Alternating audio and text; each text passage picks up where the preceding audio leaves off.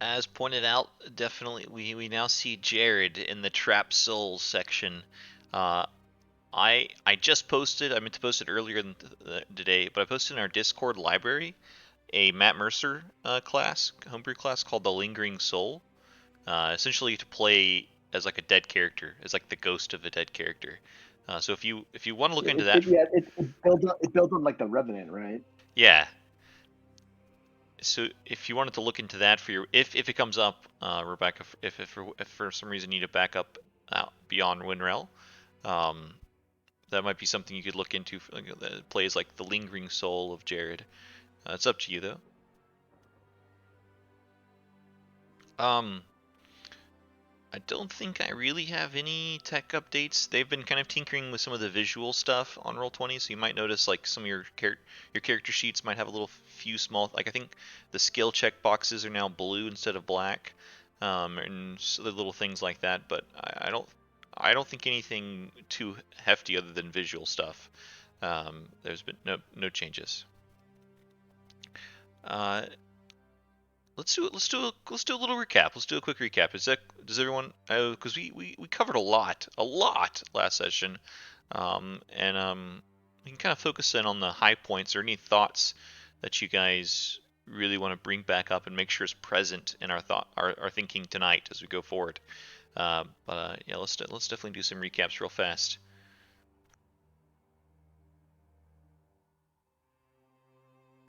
Tonight we're going to kick off with Dimitri. Dimitri, feel free to recap anything that you like, man. If there's anything that stuck out to you specifically, feel free to focus on that too. I'm gonna try not to do what I normally do and just cover everything. So, um, but yeah, there was I think one thing that stuck out to me that I really enjoyed was the encounter with the Burr hag, with her pointing out all the things that everybody like trying to sow the seeds of discord, so to speak, amongst the party, and then that whole kind of tense RP we all had amongst each other, and I thought it was good. It was it was a great just RP moment of uh like this place is dark and it's just like you could like eating away at everybody's characters, and everybody doesn't have the same goals or same views on everything, and but we've been sticking together because it's safer, and we all have like at least one goal that we're all trying to accomplish, so we're sticking together and maybe putting some things on the back burner. But then like as things have progressed, I feel like things are starting to like boil over a bit. And then the fight on the bridge where we all had to come together again. And I know it wasn't said, but like in my head it was like the couple days travel that we had from the big RP moment to the bridge. I feel like it was just like dead silent marching, like maybe some talking. Like this is how it is, and just like how I pictured it was just like no one's talking, everyone's still upset about the arguments, and we're all like, oh, all right, yeah, no, I'm gonna whatever. And then at the bridge everyone just kind of came together and we did what we had to do in order to survive again, and everyone still like helped each other out, which I thought was I thought that was a really nice thing, because it's like, oh, we just had this huge fight and you could tell like everybody was kind of like, I'm sick of you. And then once, the cards are dealt, we're just like, oh, okay, this is like life or death now. Oh, he's in trouble, so I'm going to save him, or she's in trouble, I'm going to save her, however it was. And I thought that was really cool. I like that part of the session a lot, like those two things. Yeah, totally agreed. Every party is going to have conflict, but in this setting, the conflicts are extreme, and I think it started to boil over a little, and it was interesting to see how everyone reacted to that. Thank you. Go ahead and take your inspiration, and we'll see you next.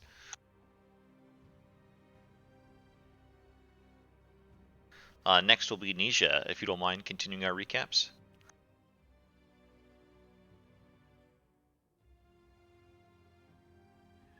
Yeah, it's. I'm glad Dimitri pointed that out because it is kind of funny to see, uh, like the overall lapse in time, right? Like one of those things going back to a movie I had the pleasure of mentioning earlier, which is Lord of the Rings. and how most people who probably saw the films were confused about like it's like I don't really get it, like 3 weeks and they're done, versus the actual 14-month journey it took.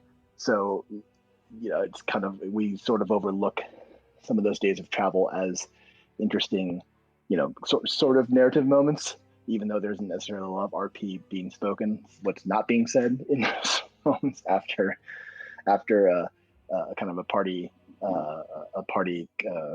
contestation, we'll say, is really interesting. For me personally, it was both rewarding and sad to see Jared pop up. Jared had been planned as a companion character and brother to Jensen, so I was like, ooh, that's a rough throwback for me. Just seeing that pop up and seeing kind of that overall possession and having to kind of good. I mean, it would have been a very poignant moment for Jensen had he still been with the party at this point in time.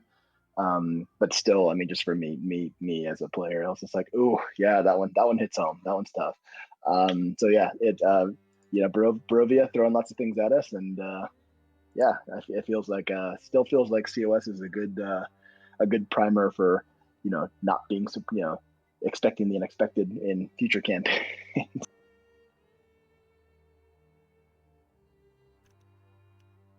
I totally agree, and echoing Deathstroke's sentiment as well. About, I mean, it's credit to you guys, your imaginations and your creative power that you're putting so much emphasis even on these unspoken moments, which is awesome. I had totally like phased out, but you guys are totally right that is still significant. The silence is significant. Um, and I'm super glad the effect of Jared, really hit you guys. I thought I wasn't, I didn't know, I didn't know if it would be significant or like, oh, it's Jared kind of thing. But it's super cool that it was as significant as I'd hoped it to be. Um, Sorry that it had to have a dark turn to it, but that is the nature of Barovia, like you said. Um, Thank you. Go ahead and take your inspiration.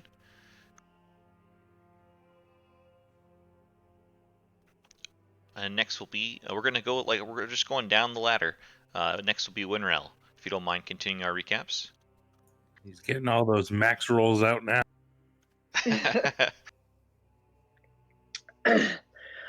Yeah, a couple things. Just a comment again on the conflict. Is like the sarcastic joke I made in chat of like, okay, well, in reality, there's basically zero chance that this group of people from completely different backgrounds and values would never argue in the almost a year or something that we've been in Barovia. So I appreciate what happened is being somewhat realistic, which is what I like when D&D is. I've often talked about being a big proponent of high chance of failure and high chance of death, because when I think about these situations and if they were really happening, like the chances of us failing to Strahd would probably be far greater than the chances of us succeeding. So a couple other things. I got a really, really half-assed story out of, one of our traveling companions. So that was an interesting note of, tiny side thing that happened. And then fucking Vasily, right? So I think we all know, what he's all about now, and really interested to find out more about, hopefully, eventually, what happened to Serena. Yeah, y'all put him on the burner, didn't you? Vasily, you pieced together the puzzle and the narrative. I mean, I think you all had your suspicions, but you drilled him until he couldn't hold back. And that was really there was so much good RP last session. Yeah, I was super excited about Vasily, and y'all, that was crazy excellent. And I totally agree. The more realism that is existing in a campaign, the more immersive it is. Um, I'm glad that the danger and the conflict isn't avoided by you guys, but embraced. And are you talking about how shitty Van Richten's motives are for coming back to Barovia? No. I was talking about the shitty story that Van Richten told me when I needed a bedtime story. Oh, my bad. Yeah, that I had my improv skills were just depleted. Well, I'm glad that we can test you to your max. Definitely. Yeah, thank you. Take your inspiration. And last but not least, Elward, if you don't mind wrapping up our recaps.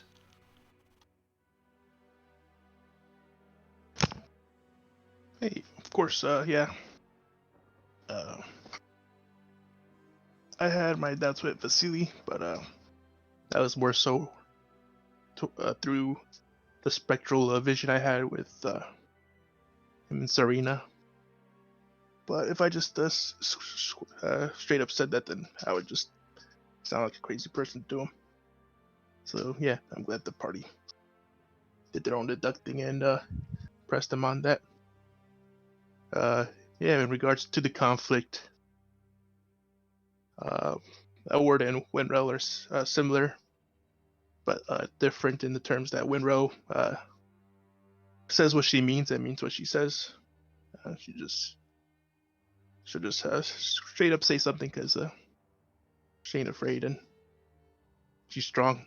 But Elward straight up tells what he's thinking and saying because he's just a weird puppet guy who's been living on his own like a mad scientist for quite some time. So he's not a people person, and everybody's just a piece of the formula to him. So even though we're the same in that regard, it's still different. And yeah, obviously we're all gonna have conflicts. I mentioned it before last week. It's like the Blair Witch Project. These kids were out in the woods for like weeks being lost, and of course they're gonna get mad at each other and fight and have their episodes. But then eventually they remember, like, hey, we have to be together to get out this forest or find this witch for this project. And unfortunately they did that and died for it. But that's not the point. Also, yeah, I like to see character development not only with PCs but NPCs. Edward was really sour on Rudolph because Esmeralda sees him as a father figure and he treats her like shit. But I'm glad to see that through development and hanging out with him and stuff that we saw that progression that he doesn't see Esmeralda as a shitty Vistani woman anymore or nuisance anymore. That he sees her as a daughter. But yeah, Elward had it up to here with Rudolph with him treating Esmeralda like that, who he likes because of the cool amputee leg and how she's good with gadgets. And Rudolph's also been pressing him on his morals when Rudolph has shitty morals, but it's possible Elward sees him at a different light, seeing how he reacted with Esmeralda's almost death. But we'll see how Rudolph those sees us afterward as we kind of bit more than we can chew as we try to free Esmeralda, but she still took a knife to the neck. So we'll see how that encounter goes at the start of this session. Indeed, yeah. It's always nice when you have an NPC that you get to follow. You know, so many campaigns don't really allow you to see this lengthy of a story of an NPCs, but with Strahd we've got to see many, and I'm glad that they're fulfilling. And it's interesting that maybe it's not our favorite NPCs that we've had to learn the most about. Yeah, and I really liked what you pointed out, the division between, there's like a pretty pointed division between Elward and Winrel, that it's maybe not their differences that caused it, but their similarities. They're kind of the two faces on the same card kind of thing.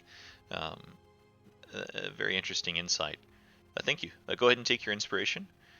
And does anyone have any lingering thoughts or questions?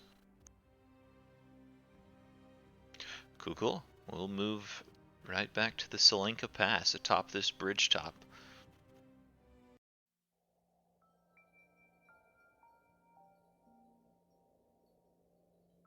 It's still pretty frigidly cold. A bit of silence has kind of breached us as the battle has died down. The two demons, like they're emanated from the statues, have crumbled and fall down into the river, the Raven River, and floated away. The body of Jared has dissipated. The red burning eyes that symbolize the spirit, the vengeful spirit of Vladimir, have floated away. Rudolph has gotten Esmeralda into a stable state.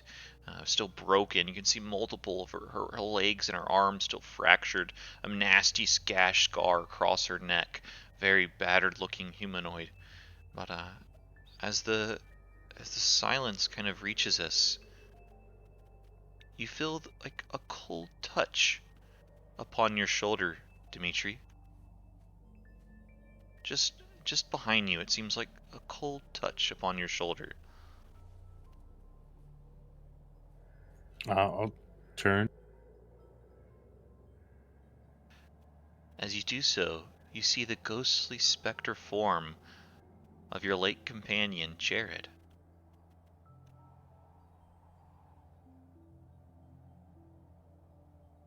Uh,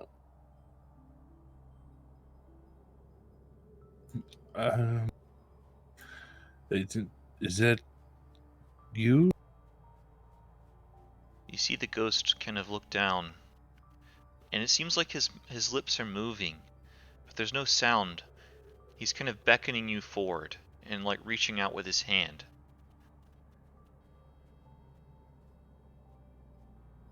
I'll I'll follow, I guess, or if he's leading. He wants you to like grasp his hand. Oh, okay. Yeah, I'll grab it. Why not? As you do so, you feel a rush of cold that starts in your hand and moves through your chest up into your head, and you hear his voice. I do not have long. I know it may seem that I abandoned you all. I did not intend it to be so. No, this place, this land, it is a vortex of souls. We have not died and been allowed to go on. I am here with my brother. I am here with Aliquin. We are trapped in this unending cycle of life and death and pain. Souls are just recycled back into the mist-choked land until they're broken. Please, please, I wish I could stand with you, but more than anything, we just want to be free. Free us! And you see the ghostly figure fade away. As he does so, though, you feel a bit of warmth, and it seems to be coming from Matilda. And there's just a bit of a blue light that kind of shines on Matilda and then fades away as you get a spirit point. All right. Yeah, I'll just answer. I know he disappeared, but still gonna. Oh, yeah, go ahead. Uh, we're working on it. We will free you. And yeah, I'll turn back around.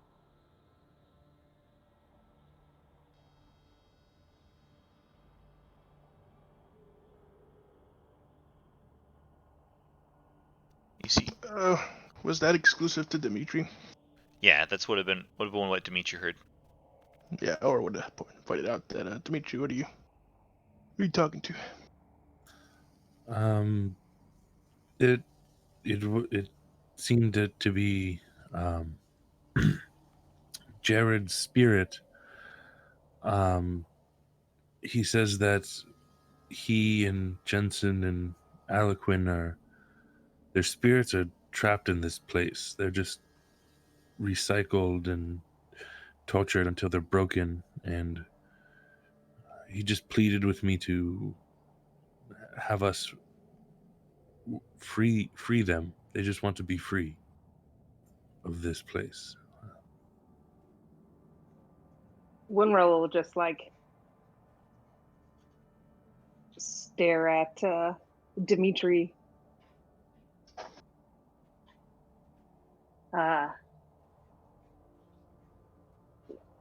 Just turn around and leave.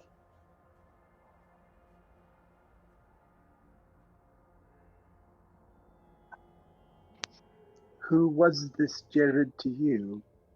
You seem to recognize.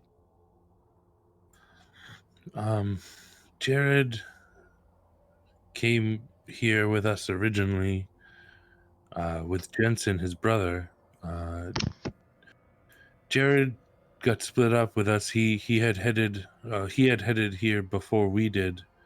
I never got the real reason why he headed out before everybody else, but we had looked for him and we weren't able to find him. Apparently, this place killed him. But he was one of the original members, along with Winrell's wife, Aliquin, when we originally came here to Barovia.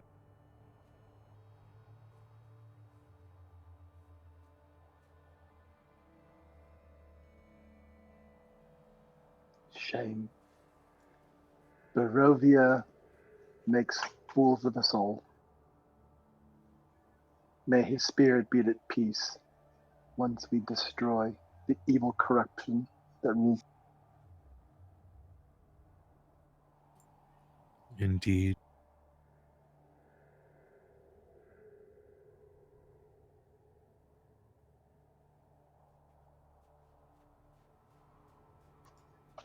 It appears we are in need of some rest. Shall we find? Actually, sorry, real quick, Lennon. What time? It's actually kind of early. We rested only like a hex away from the Selinka Pass, so it's like Oh crap! before, like just before lunch. Perhaps we should break for camp and give ourselves a rest, as many of us need a moment to, I guess, find ourselves again. And she'll kind of like look over her shoulder into some distant area, just listening to the howl.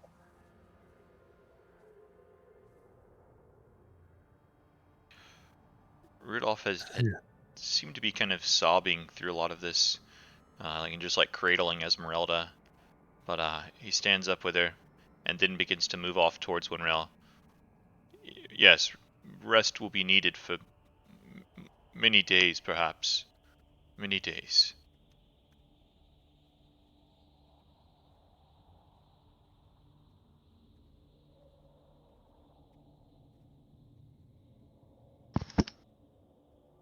We'll have to keep moving, though.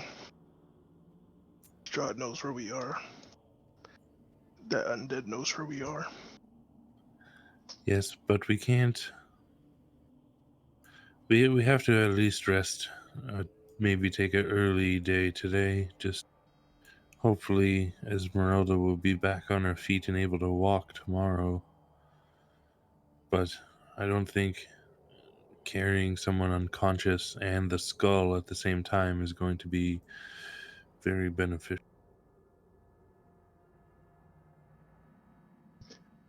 Very well. But I actually have the horse, so if it comes to it, I can carry her on top of that. But I'm just saying, it'll be more dangerous to be unconscious and have the enemy know where we are. We also need to wait for Winrell. It seems she needs a moment. We should break for camp somewhere nearby and allow our team members to. Okay. Moving from here is fine enough then. It's just, I don't want to be in the exact place where we've caused all this ruckus. Agreed. How big are the hexes? You can generally travel about 8 hexes a day. Up on the mountain, it was a little bit slower. So like a mile? Yes, that's right. Exactly a mile. Okay. Well, I guess in real world terms, yes, perhaps we can get about a mile or so away from here and find a place to make camp. I don't think that that should be close enough for Winrel to find us again. Rudolph being kind of just the edge of earshot. I will not make her travel any further. She's in no state of traveling. I shall bunker down in this tower and keep her protected. She's in no state to move any further. Certainly not fall any further. There's ghosts in that tower. And I shall slay them if they try to disturb her. Well, they're on the roof. If you leave the roof alone, they'll leave you. I may be old, but I do not forget easily. I was there and I heard your story the first time.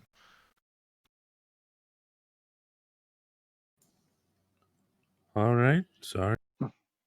Ooh, Octavia throwing some shade.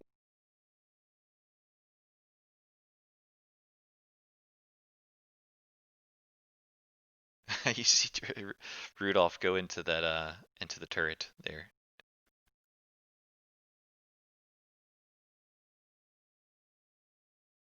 But we can take a we can. It's up to you guys. I'm just gonna move to the big map.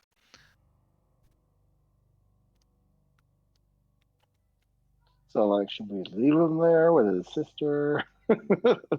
might be fighting him in a couple of days. Yeah. If he's not,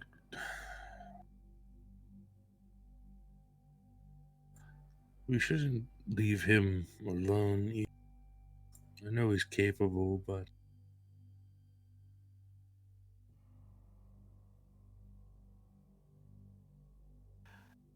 I will follow my sister until it is time to part ways for my people, says Casimir.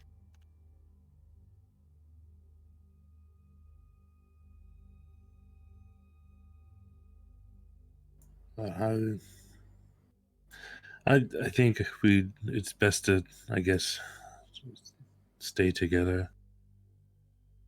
I know you want to get away from here, but at least the tower offers some protection.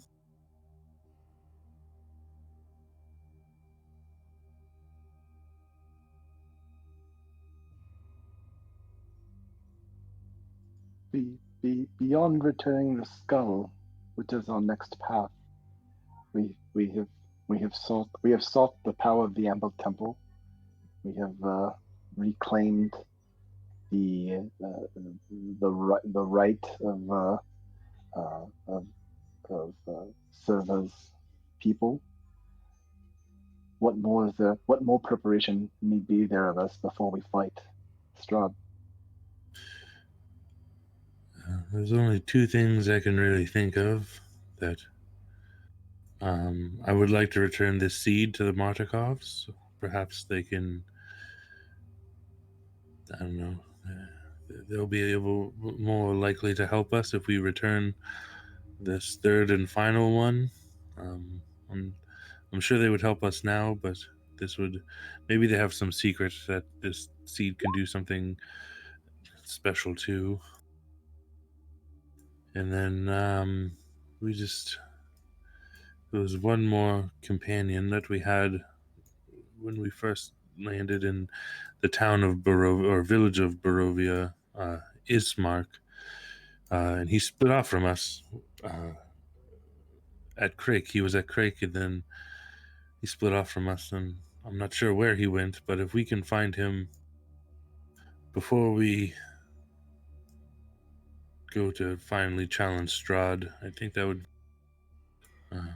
would be very good. Ismark is a capable warrior, and the more of those we have, the better it would.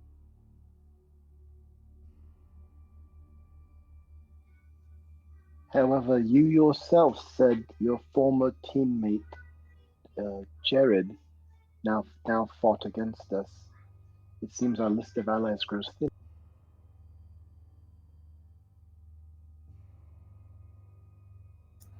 There's us here, and hopefully Once we return the skull of Argon Vost to its rightful home, we will have some more help from the Order of the Silver Dragons, and returning the seed will gain even more favor with the Mardikovs, and they'll hopefully help us out as much as they can. We have grown more competent over our time traveling here, and we have also found some powerful items that will prove useful against Strahd.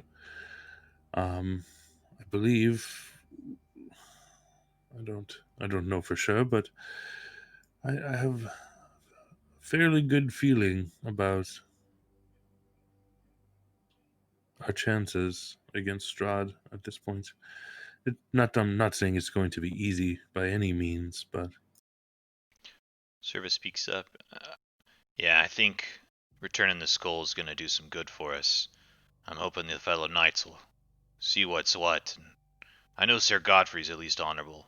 Maybe returning the skull, put them on our side, or at least put those poor, decrepit knights of once held valor to rest. Either way, it's got to be good for us.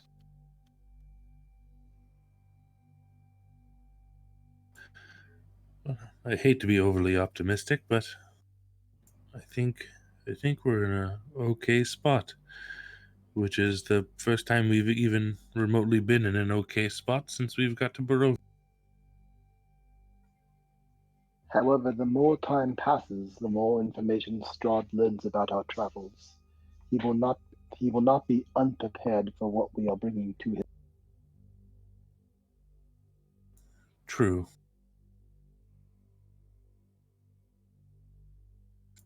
Which is probably best we just do this rest today.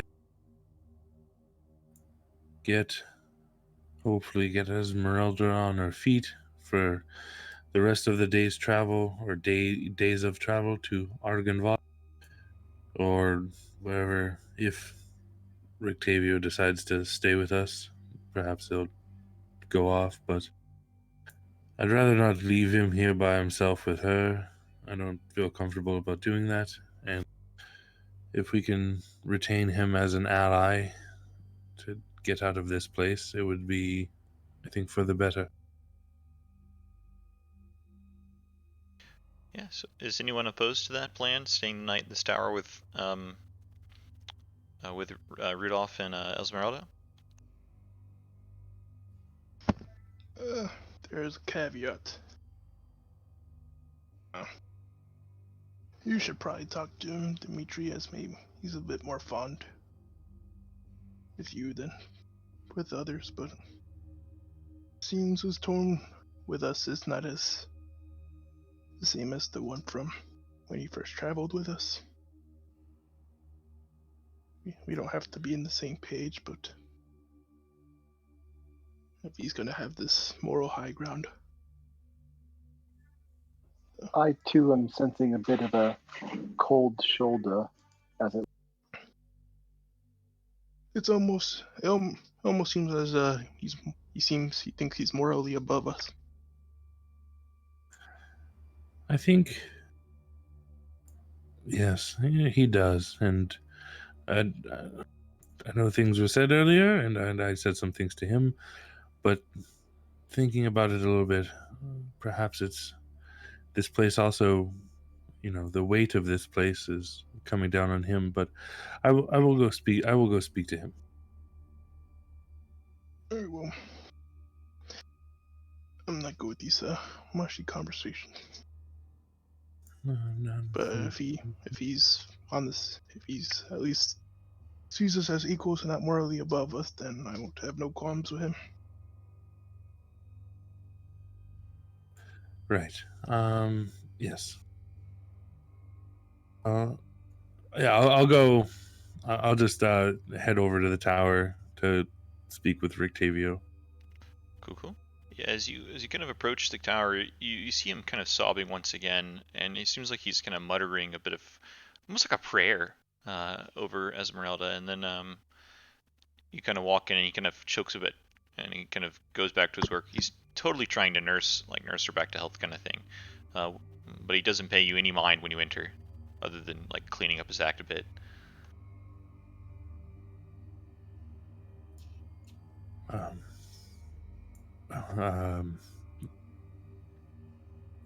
I'm sorry about what happened on the bridge. Coming to check in on you. I know we've said words recently, and we've had our differences, but it doesn't mean I don't consider you, a friend. I liked you when we met in Vallaki, before I knew you were Van Richten, when I just thought you were the charismatic bard Rictavio. Yes, I just wanted to come check in. Without looking up, he kind of continues to look down at Esmeralda. Yes, thank you. I would consider you a friend as well. There's no need for you to wait up on us. I will be camping in this tower, but I understand that you are all in a hurry. Feel free to continue without me. I will care for Esmeralda. Well, we were talking, and we'd rather not split up. This place is already dangerous when you're in a group, even more dangerous when you're alone. Why did you... He kind of collects himself, and he looks up at you, looks you right in the eye. Why didn't you just give him the sword? What does that sword hold to you? That's worth someone's life.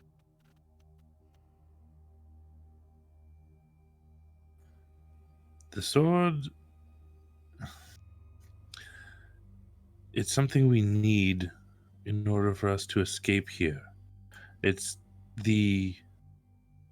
Right now, it's possibly one of the greatest best weapons we have against Strahd.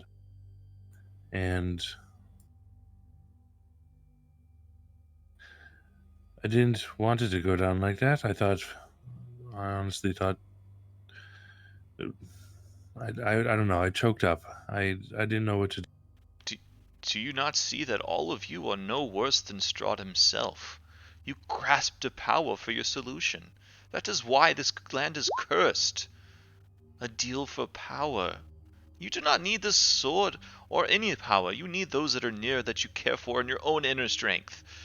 You should not have done that. You almost cost her life. If it hadn't been for the sacred scroll I carried on my person, she would be gone.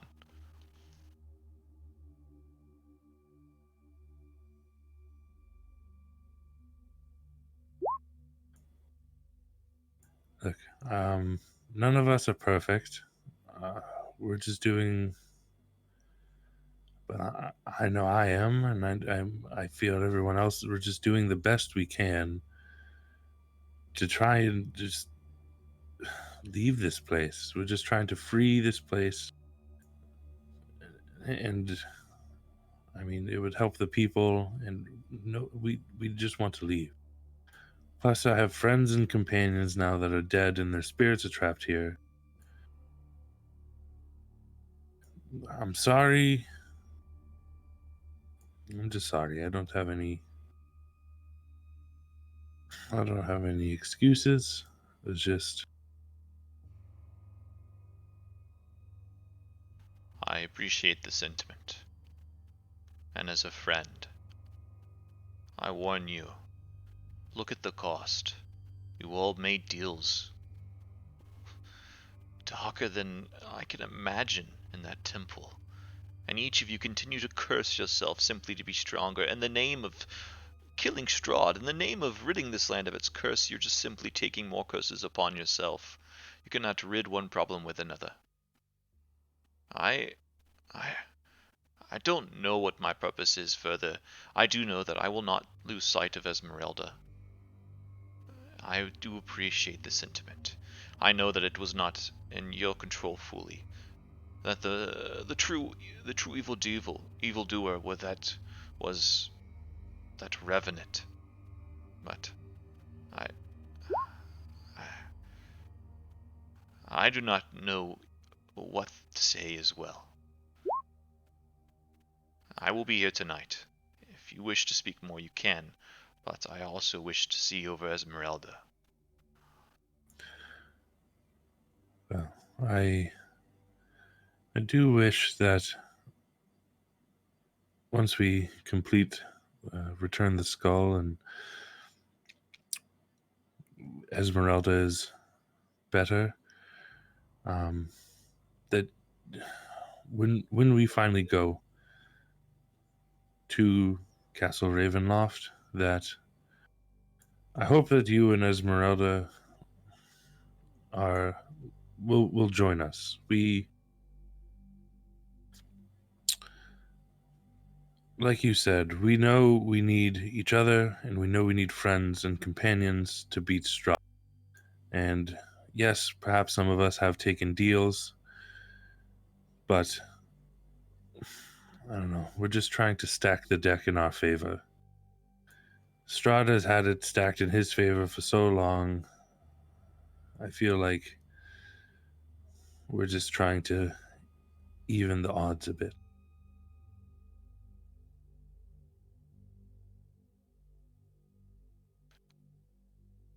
Whenever the dust settles, I hope that there's at least one of you that is not a monster himself.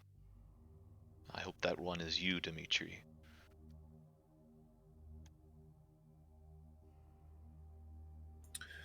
Me too.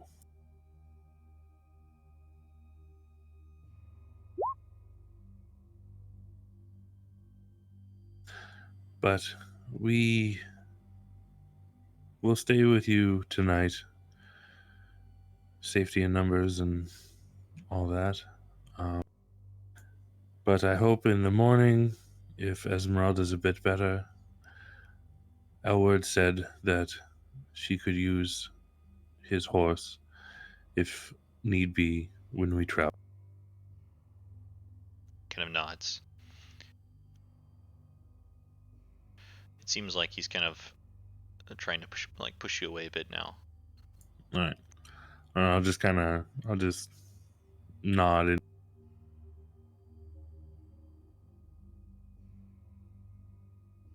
Winrel, it seems like they're making camp here. How long do you think you're gone? And how do you want to make a return tonight, or do you want to stay gone for like? Uh, Describe to me what Winrel is doing. She's just full feral wolf form, and she'll probably catch up in like 24 hours time. Oh, cool. Okay, cool. So it's just before, like tomorrow is the full moon. Then probably after the full moon. Nice, a whole couple days. All right, it's like 48 hours, or not 48, Yeah. like 36 hours. Yeah, the morning after the full moon. Yeah. Cool. Yes, Rudolph is lawful good. Esmeralda's neutral good, but also Rudolph is like very pious and high on his own morals. And it's kind of boiling over, as we said. Yeah, you guys roll a d20 for me, Elward, for random encounters. No random encounters. That night will go uneventful mostly. About midway through the night, all of you notice that Winrel does not return to camp that night. This is not the first time she's done this, and then maybe several of you that have been traveling with her for a while now, maybe especially around the vineyard, you saw something similar like this happen. So maybe you're not totally worried, but a little worried. And but about midway into the night, out of nowhere, Esmeralda seems to shoot up, and her eyes are like wide open, and she doesn't seem to be staring at anyone, but just empty space. And she says, "It has been said. No, no, that cannot be what they said. Madam." And then she falls back asleep. And Rudolph is kind of trying to comfort her and put her back to sleep and calm her down. But the night goes uneventful. Morning comes, and she definitely looks a little bit better, but still like multiple broken bones. She looks rough. And it kind of wakes up a bit, but not like conscious, but not like fully conscious. She's like groaning. I mean, like her back is broken, her legs are broken, her arms are broke. She doesn't look like she should be moved for a while. It's going to take several days of healing, magical healing, to get her back. Oh, the scroll didn't heal the wound. I think Raised Dead makes like they come back still like battered and bruised, right? Am I wrong? It says it heals wounds. I threw it up. Hold on. Yeah, it says it heals. Where did it go? Because I threw it up toward the end. Yeah, it says return dead creature you touch alive.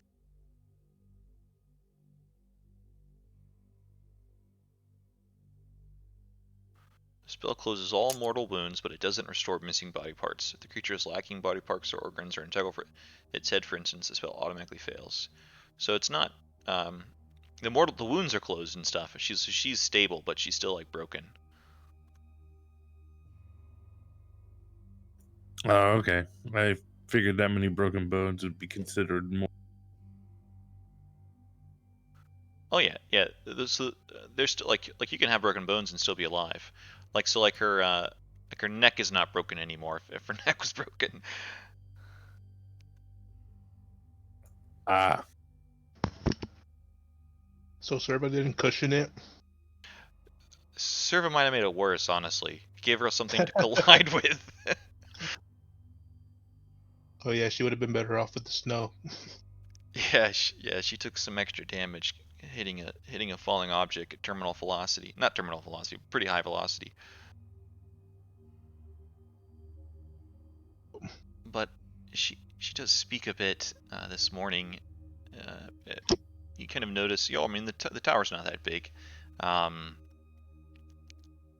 She kind of, as you get ready to like clean up camp a little bit, she kind of grabs Rudolph by the arm, and it's just a little bit of a whisper. Does anyone want to try to listen in?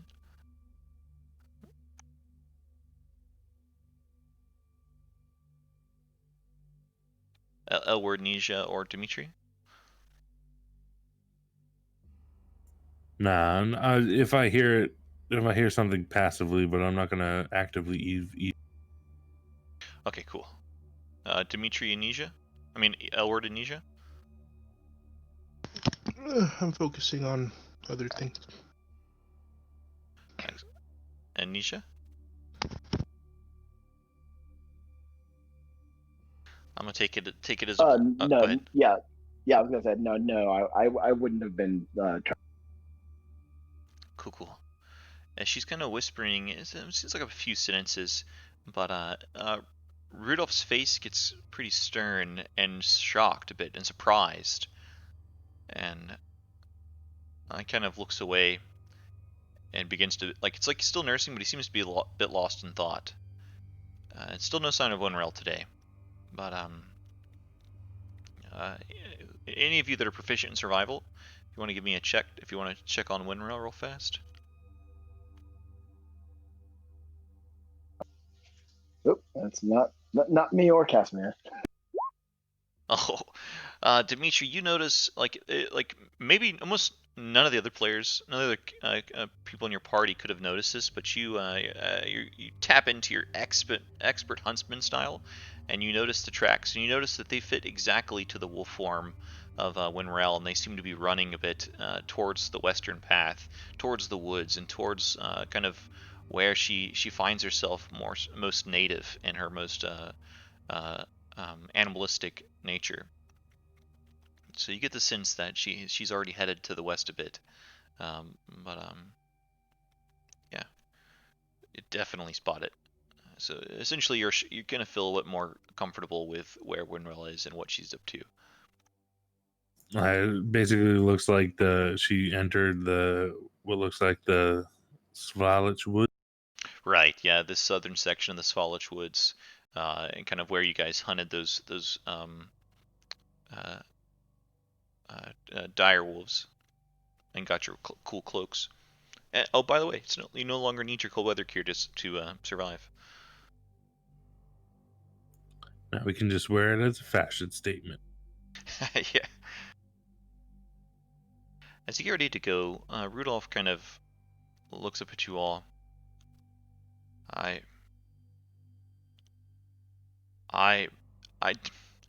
didn't. I wasn't sure what came next. She's clearly in no state to travel yet.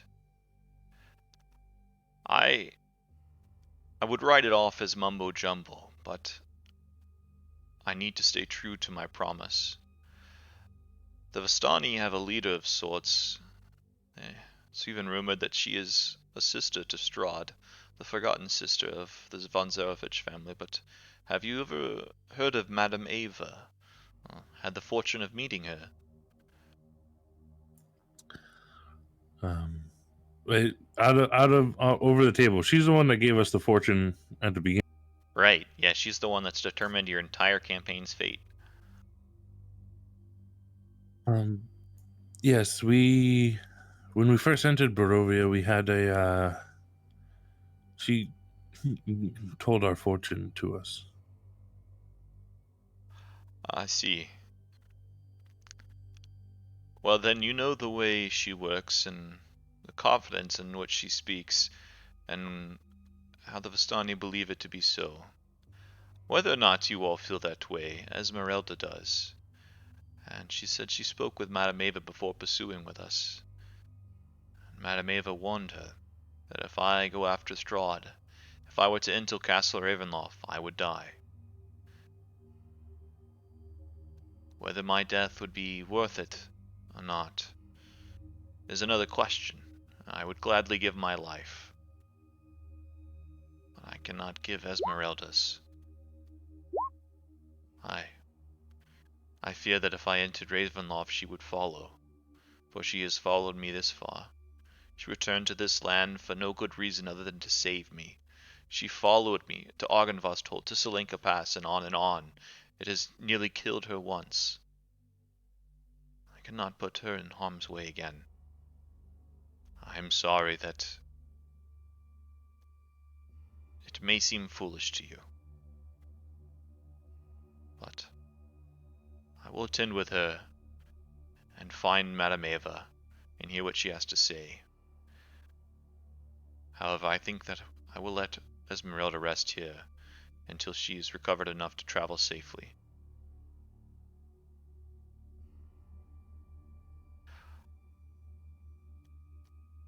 So, I must say goodbye to you all. Dimitri, please, I know that I was harsh yesterday, but do not forget the warning I have given.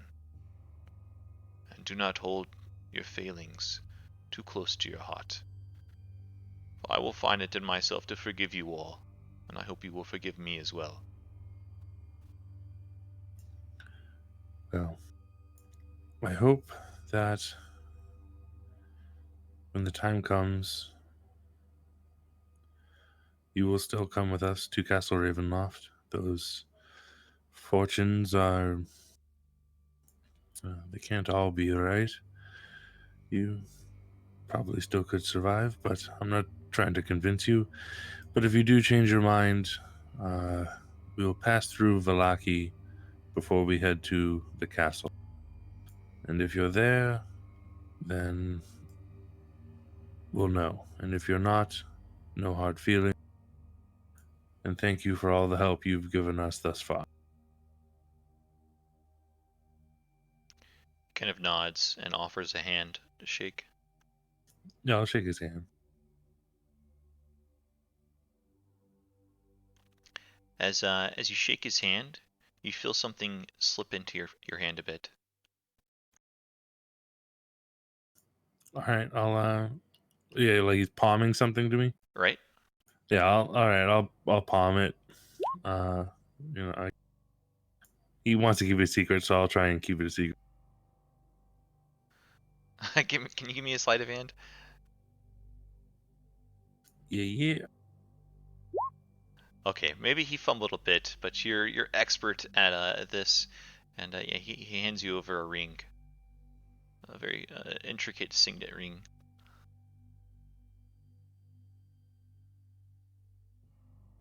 All right, I'll put it in my pocket and just nod at him. And I wish you and Esmeralda safe travels, and I hope to see you again someday. As well to you. And then yeah, I'll head out.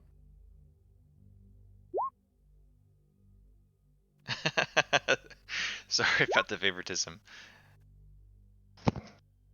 But yeah. Before we go, because I know this guy is not the amazing inventor. I put down next to Esmeralda a prosthetic leg. But I think unlike her previous one, where I think it was like all wood, but it's like all wood, and then the shell is like prosthetic, like skin, like a puppet. Rudolph sees this and looks up at you. I know we have not shared many words, but she will cherish such a gift. She has always had a fascination for the mechanical and the intricate. Thank you. I will let her know that it is from you. Okay. You let her know how you truly feel about her. If she would have died, she wouldn't have never heard the words you said on the bridge. And I think those words are the only thing that's keeping her fighting alive right now.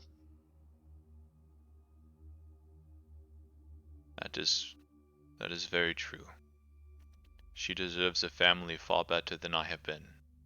But for however long that I persist, I will be as great a family to her as I can.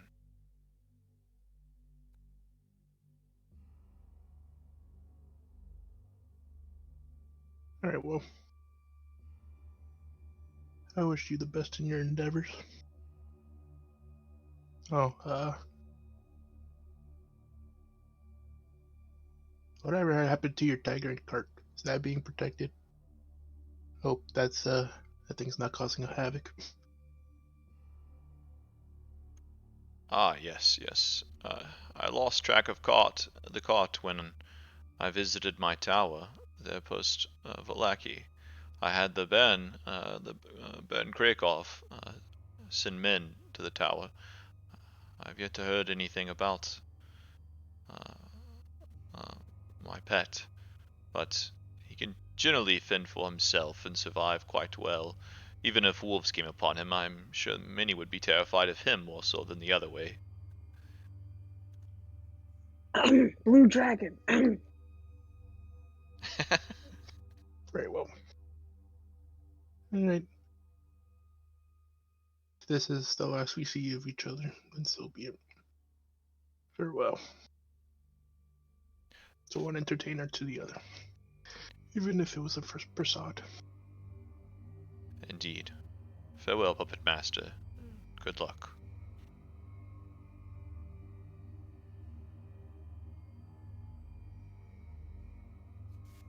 And then I walk away. Sorry, I walk away mumbling some shade. Yeah, I got the moral high ground. I'm morally superior now.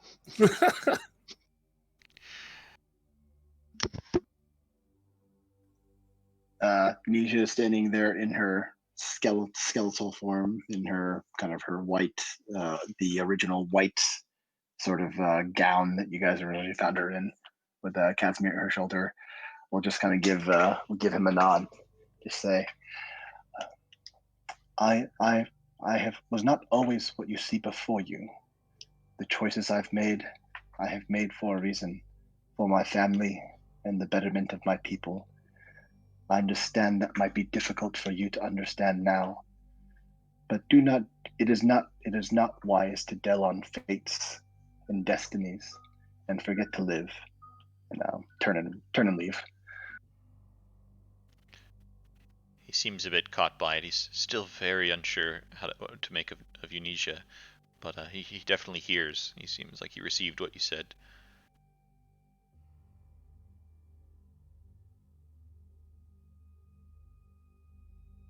Yeah, as we part ways with Rudolph van Richten and Esmeralda Devanir. Winrel, will you roll a d20 for our random encounters today?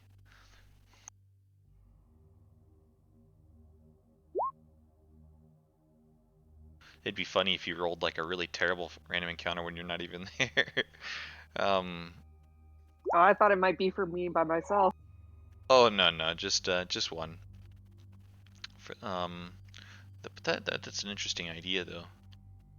Nah, we'll just stick with the party encounters. No encounters during that day. We were able to travel pretty far, and since we built a really nice cart and have the mastiffs and a horse and everything to pull it, we were able to pull the skull no problem. We were able to make it up to here. This is Argynvost Hold up here. Indeed, yeah, Royer Tinging. You did travel through the swamp to get there. You could trek that way if you'd like, or you could cut through the mountain, or you could take the long way. Sorry to not give you guys that option, but you totally can. You do get the sense that the cart would not work through the swamp very well at all. Like often you were trudging through like knee-high water and stuff like that. It was very slow going, and that very likely the cart would get stuck constantly.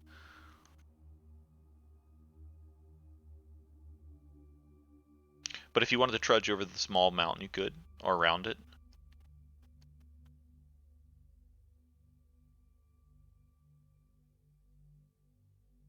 Is that where you guys are headed now? Oh, Lennon, before I forget, because you said I was going to get the spirit points, so I looked it over, and over the long rest, I would have, I guess it wouldn't happen, just effectively over the long rest, I'm putting the points going to be used toward a death ward, so I have advantage on death saving throws. Nice. That's cool. I have a feeling that might come up at some point. Most likely. And I felt I was thinking about doing it, and then when it was Jared and he was talking about they're dead and then their spirits are trapped, I feel like maybe it's also thematically kind of works with the how I got the spirit point. Oh yeah, I like it. Oh, and all of you guys can take let's say 750 XP for the roleplay so far this session. I kept meaning to award it, and then we kept having good roleplay, and I was like, okay, I'll just save it till we stop. It was a good breaking point. But You said 750? 750. Sweet. Nisha, will you roll a d20 for nighttime random encounters? No nighttime encounters. Alright. Dimitri, do you mind rolling a d20 for our daytime encounters? Since we're on the road, we are all good. Otherwise, it would have been an encounter. Or if it was nighttime, it would have been an encounter. But daytime encounters are good. Do we want to traverse off the road? Do we want to take a route other than the road? Or the pass?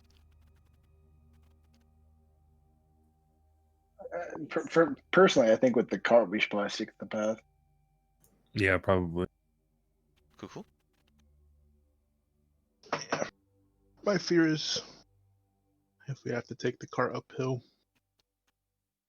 and we accidentally let go of it, or the mastiffs doesn't have enough force to keep it up, then it's a long way down. I do have environmental hazards planned. A few skill challenges in case something like that happened. But we do not have to follow them. As you all saw in the Death House skill challenge, it can be quite deadly to do a skill challenge. Oh, on the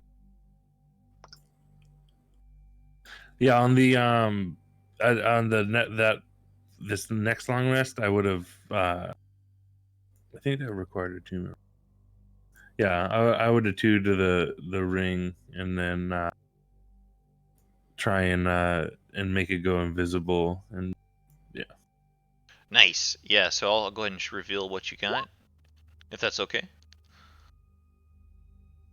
Yeah. I mean, I would have right now keep it a secret from the party, but yeah, if everybody knows over the table. Okay. Cool. Yeah, it looks cool as heck.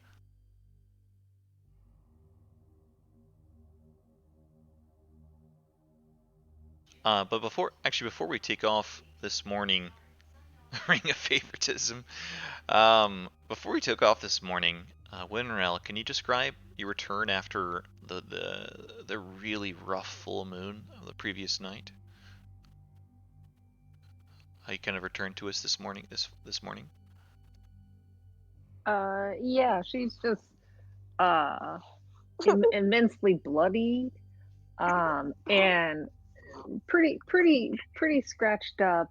But she does have like a fresh new like set of claw marks on her the side of her jaw.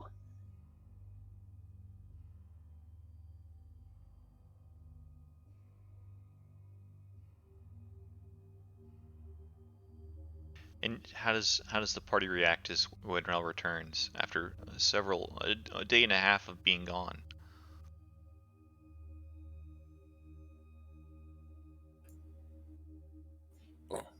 Winrel, I'm glad to see you back alive, or back safe.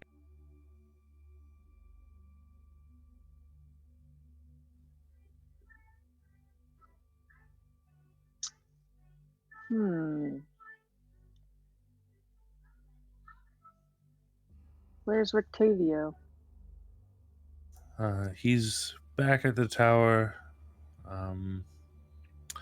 Esmeralda's in no shape to travel, so he's staying with her there until she recovers.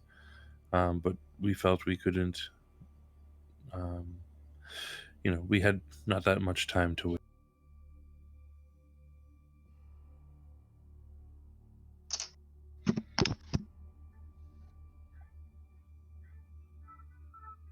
So be it then.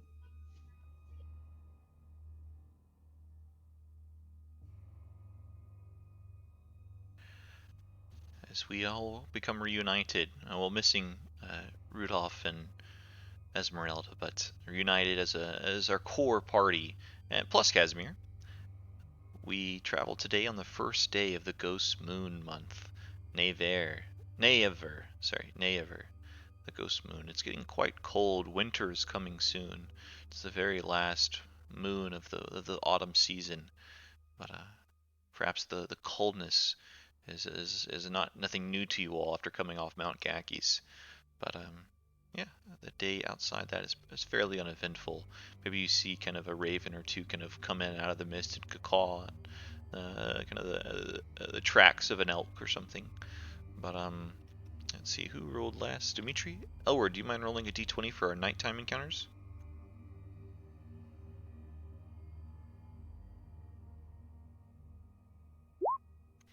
No encounters that night, just barely. And Wildenrell, will you roll for our following day's encounter? D20? No daytime encounters? We're gonna make some swift travel.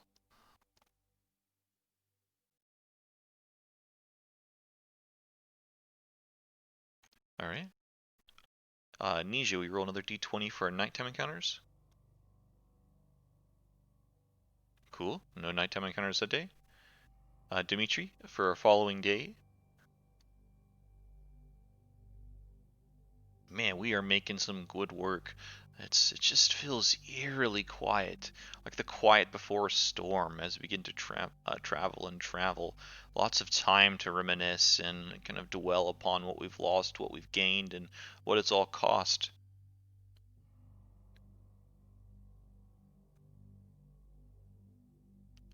the land knows we're a bunch of badasses now and wants to avoid. Yeah.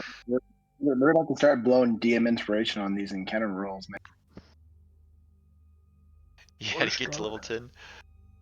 Or Strahd pulled the Moses in the Red Sea and blew away all the scary stuff to get a straight path to his castle.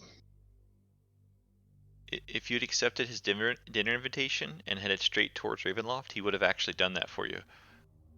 Do you remember that wagon that you guys came across? The riding wagon? Oh yeah. Alright. Elward, will you give me the next night's random encounters? Oh my gosh. I never did 3 random encounters in one session before. About to make it 4.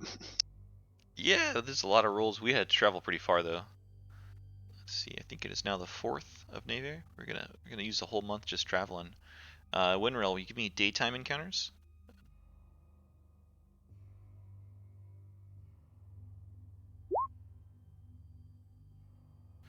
Cool. Another uneventful day. I like to imagine we're trying to at least have awkward conversations with each other. Or the usual, like, nice weather. Great for surviving. Man, Rudolph was a dick. Oh yeah, that definitely would have been a long conversation that would have brought us together. Yeah, maybe. Go ahead. Throughout the travels, you would have see Elward do a lot of work in his puppets. Like complete fashion design, facial reconstruction, and everything. I imagine by now Winrel and Serva were able to finish their books. Yeah, it's been about 5-6 days since the bridge. So yeah, both of you should have had at least 8 days, and I think one of you only took like 4 days. So, but yeah, you both should have got your bonuses. Let's see. Servo's was Constitution and yours is Wisdom. Is that right? Yeah. Yep. Mm-hmm. I would be reading my books so I can break the tension and use puns. Do you got any fun stored up to break the tension? No pressure if not. No, not yet. The situation has to occur because it's not improv; it's situational. Ah, yeah. I like the pun that Nisha made about using a cold pun, the cold shoulder pun.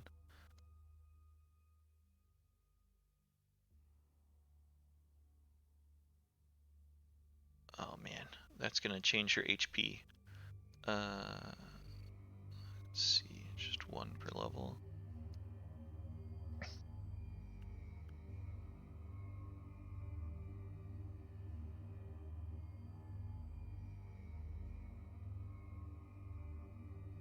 Serva is a stout individual. Alright. As you get to about here, you hit the crossroads back towards the main Svalash Road. You kind of get off the Selenka pass, and you're able to head towards the east.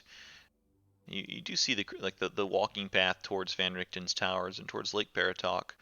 In fact, even if you got to the crossroads, you would have heard a little bit of almost like a bit of sound kind of echoing down, like hammer falls, like some construction is happening down towards the bridge towards Crake. But we head towards the east. So we get to about here. And let's see. Next will be Nisha. We roll your nighttime encounters.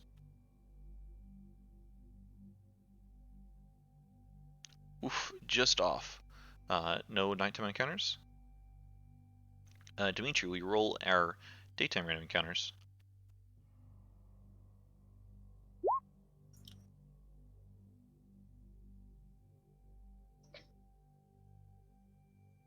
I just remembered we took Rudolph's magical armor guard. So nothing but the doors protecting all his stuff. Oh yeah. He doesn't know that. So as we get to about here, um, you're kind of moving down the way today, and as you come to this patch in the road, it's quite dark. It's kind of reaching the night, and you've been in Barovia for so long, your eyes are really beginning to adjust towards what's nighttime and what's daytime, even though it's always this twilight. Just a slight difference in light difference, um, indicating the time of day. But it's getting extra dark as you move towards the small path towards Argynvostholt. You see maybe the tippy top of the manor, the great manor, just beyond the trees. But the path itself seems to be closing in around you, getting darker and darker, and it's getting more and more quiet. And you see quite a bit of spider webs just hanging all over the place until you come to an odd sight in the middle of the road, middle of the path. Oh, this is new.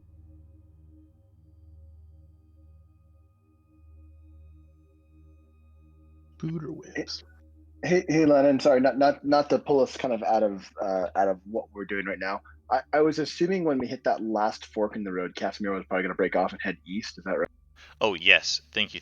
Yeah, he totally would have. I should have role-played that. My bad. It's all good. The only thing I would have said is I would have just I'm adjusting my spell count because I would have blown in a first level spell to disguise self back to Nisia's kind of original form, and I would have asked him to I would have told him good luck and to remember me like this essentially, and just looking like my normal self over the bones. Yeah, indeed. He would have kind of looked over you. I place our sister's fate in your hands. I think you can handle it much better than I ever could. I will do what I can for our people. And never forget Nisia. Maybe it wasn't always welcome to you, but you will always have a home with us now. You are a desk elf. No one can say otherwise. Farewell, brother.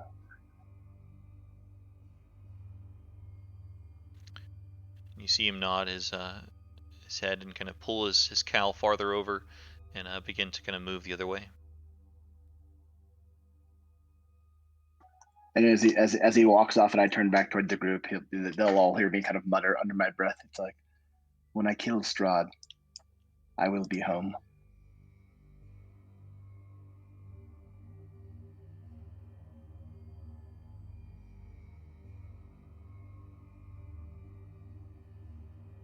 Does anyone react to that?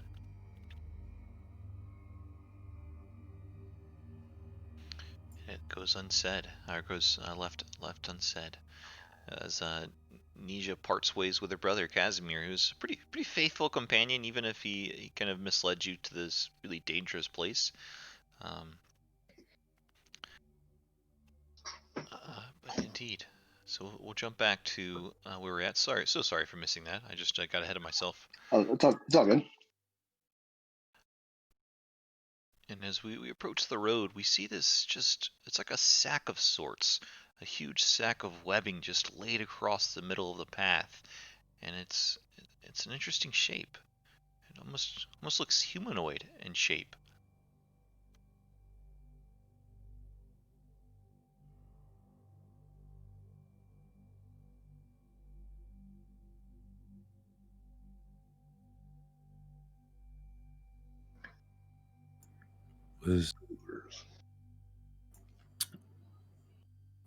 Was this area this webby when we first came through?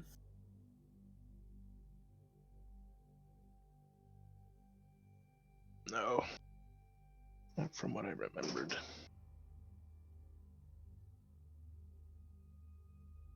This was the area where we were tracked down by the Prophet's goons.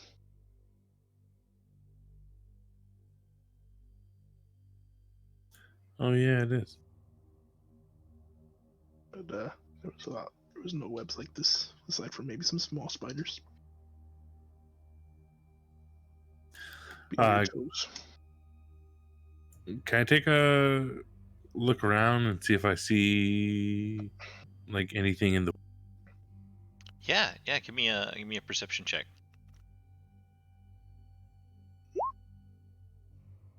Cool. Yeah, as you look around, you see it's like there's a bit of movement. Kind of the trees are kind of creating a bit of a copse, kind of a canopy as they bend over the path. And it seems like there's like a bit of movement in those trees above you, as well as those off to the side here, and here, and here, and here, and here, and pretty much every tree you see. Seems like there's a bit of movement rustling around in them. And maybe even with that high of a perception, even you kind of see a pair of red beady eyes from the nearest tree kind of poking through the branches and a bit of webbing kind of looking out at you.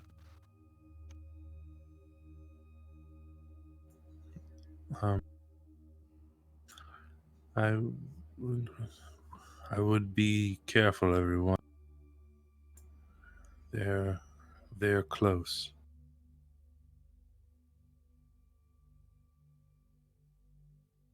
And I'll pull out my weapon.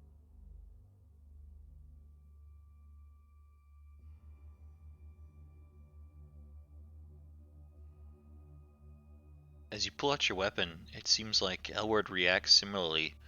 Elward, do you want to describe what they see? Yes. Throughout the travels, Edward getting stronger and stronger and learning more about his puppeteering.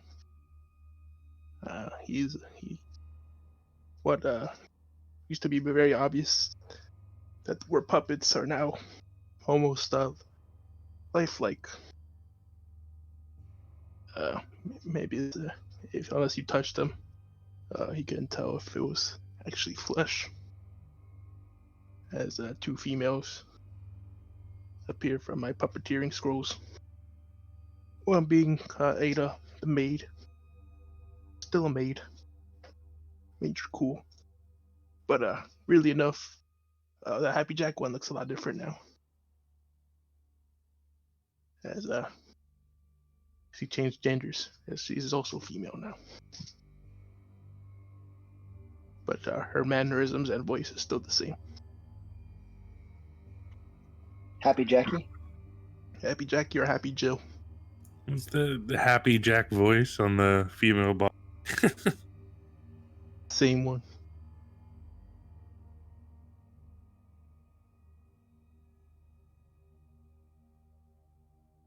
Because that one is more so still him, even though it's not him.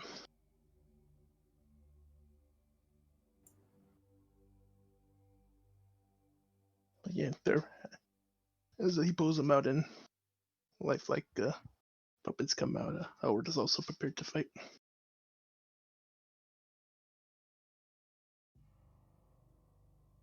And this time, Ada's mouth opens up and looks like it's able to fire off spells instead of Happy Jack.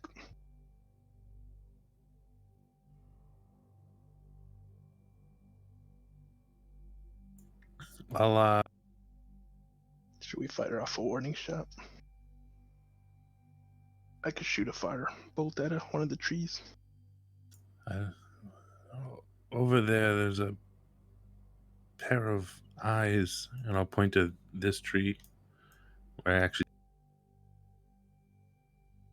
Yeah, I'll incur combat then if nothing's happened. Yes, as he kind of points out towards the eyes and the trees, you see that the sack that's humanoid size kind of jolts and wiggles about a bit, and you hear kind of a bit of a noise that seems to emanate from this sack. Ooh, the swarm.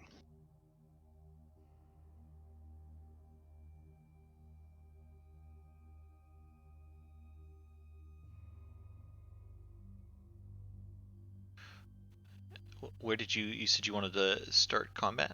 How did you want to do so? I wanted to shoot a firebolt at one of these trees filled with webs.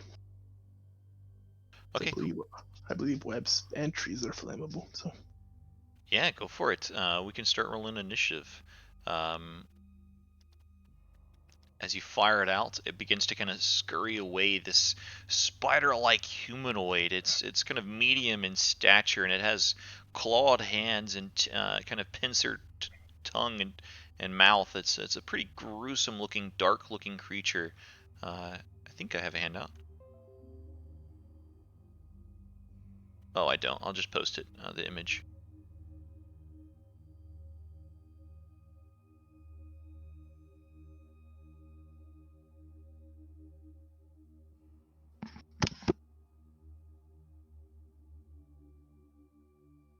That's what it looks like. Kind of hiding in the tree. Say the good thing about Van Richten not being here is I don't have to worry about one sheet. Yeah. Yeah, I kind of thought you like paid Lennon off. I paid Lennon, yeah. Yeah, like get rid of Van Richten. I can't stand that guy. We gotta get rid of him. Like, he had a bunch of like decent support spells and then nothing ranged. So it's like all the times that it was like range combat, I was like, Van Richten waits to do so. Van Richten's a pretty stout ally to get your Tarokka reading for. Esmeralda is probably the best, in my opinion. If you guys got Fated Esmeralda. Hornguard is actually really damn strong but he's a difficult one to get because you have to like persuade him. Or like Rudolph and Esmeralda is not too hard to persuade to be your ally.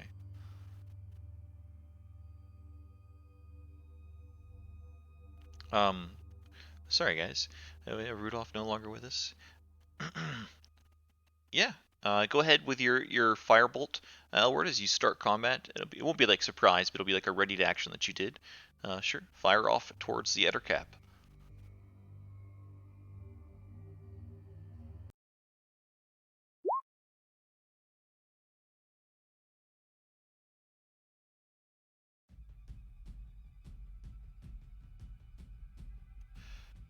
Indeed, as you fire out, it hits right through. It kind of burns through the netting and sears through some of the branches and strikes right into this creature for some good fire damage. And it seems like some of the webbing does catch on fire and begin to extend down the way.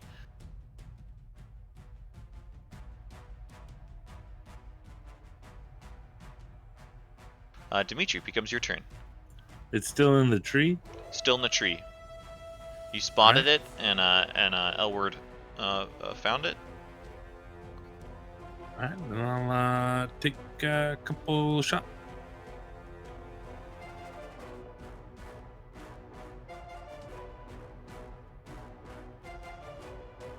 And yeah, definitely not undead, and it's no sneak attack yet, so just 2. Both of those are hits. And then I will move a bit closer to the webbed sack, humanoid-looking sack. That is my turn. I don't see a done button though right now. Oh, okay. Oh, there we go. Just above you, as kind of Dimitri would have seen some of this motion, but two huge spiders, large spiders, very large spiders, come spinning down on their webs above you all. And 2 more to the north fall across the path to the north, blocking your escape. If that would be even something you guys would consider. But as these two kind of fly down the way, they're going to fire a couple webs out as they get about 30 feet away on their web. They're only about 30 feet up anyways. So actually they're going to fall all the way down to the ground on their webbing. Or climb down, I guess. So the first one will be towards Elward.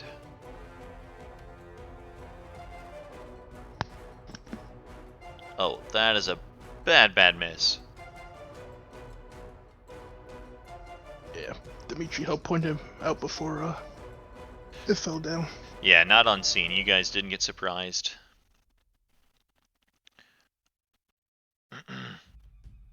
Okay, that's not too bad. But maybe it slides down too carelessly. This spider's a bit bold. And the other one is going to fire at Happy Jackie or Jill. And miss. The next ones that kind of that climb down are gonna kind of move down and take the dodge action.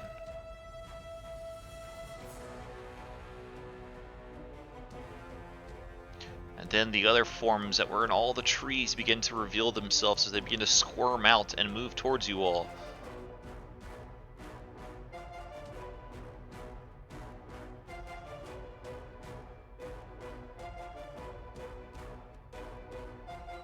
Just tons of these humanoid-looking spider creatures as they begin to crawl towards you all. We'll start with the one that got fired as he tries to hop off this tree that's beginning to burn. Or climb down it, at least. As he moves, he climbs down it and gets down to the ground. And gets to about there. As he gets to about there, he's going to try to web you, Dimitri. 19? That hits. Yeah, that hits. You become webbed. Oh man, I was hoping it was a dex check. This is the last day I can use. Oh. I'm pretty sure I'm on my final day of my thing, and I haven't been able to use my legendary resistance as one. I'm so sorry, dude. Yeah, I forgot about Serva. Yeah, you got that flaw for nothing. Maybe it'll come into handy this fight. Maybe. Does someone want to control Serva for us? A paladin? I can if nobody else wants to. Cool. Let me give you control.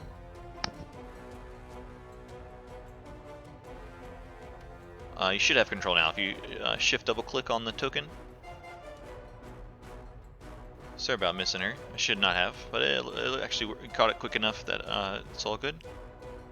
It doesn't seem like I can control. Oh, let me try one more time.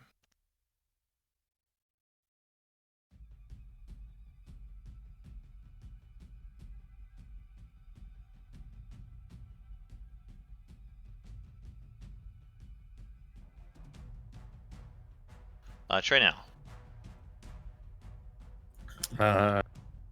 Nope. All right. Select. I have control of her. If you just want to give it to me, then.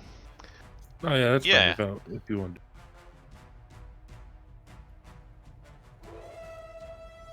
I foresee something that's going to happen that will create a massive wall.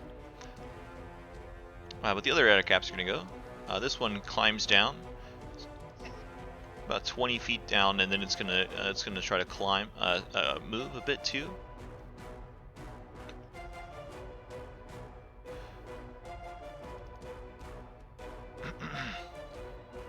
It can't quite reach, so it's gonna dash. It dashes up to Dimitri, kind of gets down on all fours and moves with all its limbs.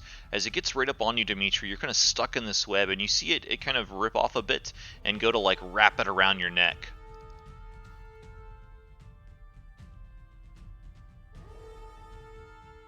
This one will climb down 20 feet. Move 10 feet. And then it's going to fire webbing towards Unesia.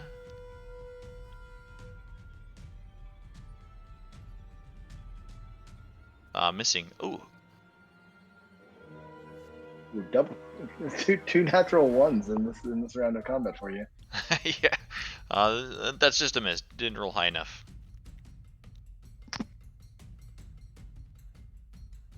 Alright, this Ettercap will come down, and it's gonna roll. Let's see. It's gonna try to web the Happy Jackie or Jill. 12, I believe, is a miss, right? Correct. This one will do the same. It's gonna kind of move down, come over here, and try to web. It's gonna try to web you, Elward. Sure. A miss. Nice. Take 10 feet and try to web Serva. I miss. Great. And that is all of them. Becomes your turn, Elward. Nice. A lot of options.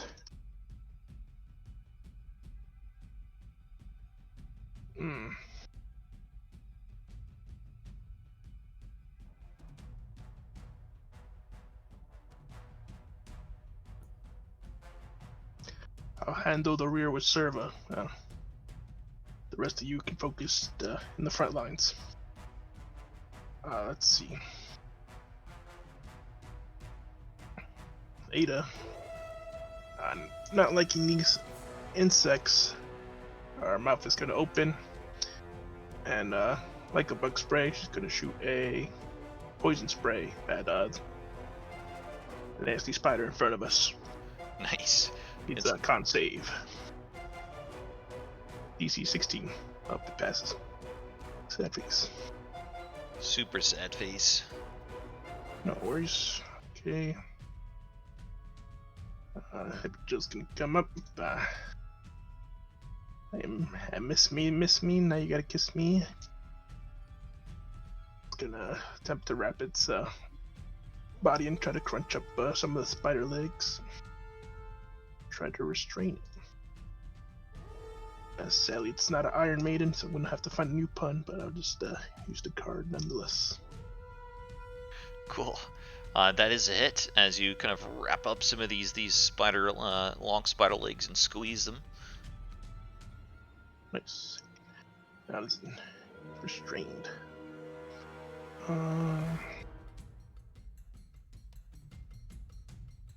Sadly, I will think it's best for me to back up, and I will incur an attack of opportunity. Cool. There's a -1 on that attack, but it will try to attack. I'm gonna snap its like pincers at you. 11, I'm sure, is a miss. Yep, AC 13. Cool. That's a scary bite. That's my turn. Nija, becomes your turn. As it looks like you put some really big thought into what's happening. Yeah, sorry for like the crazy amount. I assume No you could worries. see that, but I was trying to hide it from all the other players so they could see all the crazy planning I was doing. No worries at all. So Nisia will take a step up and she'll do kind of an air twirl with the that nice ice staff she has, and she'll slam it into the ground and she will cast an ice wall. So she will do 10-foot panels in, I think, something like this fashion. Oh my god, it's ridiculous. What?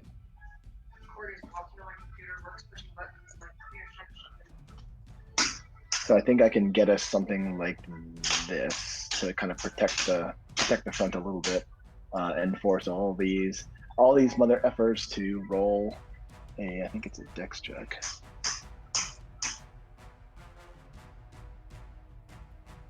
Nice. All right. Yeah, I think you can get them all, no problem, within 120 feet. Oh my goodness, that's some good damage too. Really good damage. All right, let me give you some dex checks. Just making up for lost time. Exactly. Yeah. No, it's just the cold here. Sorry, they're all immune to cold. It's like, son of a bitch. They're frost spiders Only one passes of the other caps. that lost their way. Yeah, for ice spiders. All right. Uh,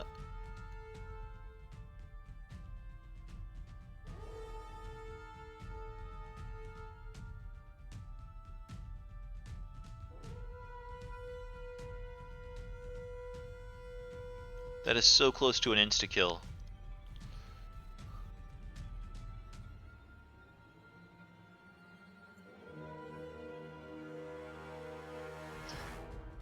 You made one of those, like with astronomy. That's constellation. Constellation, there you go. Star of Nesia.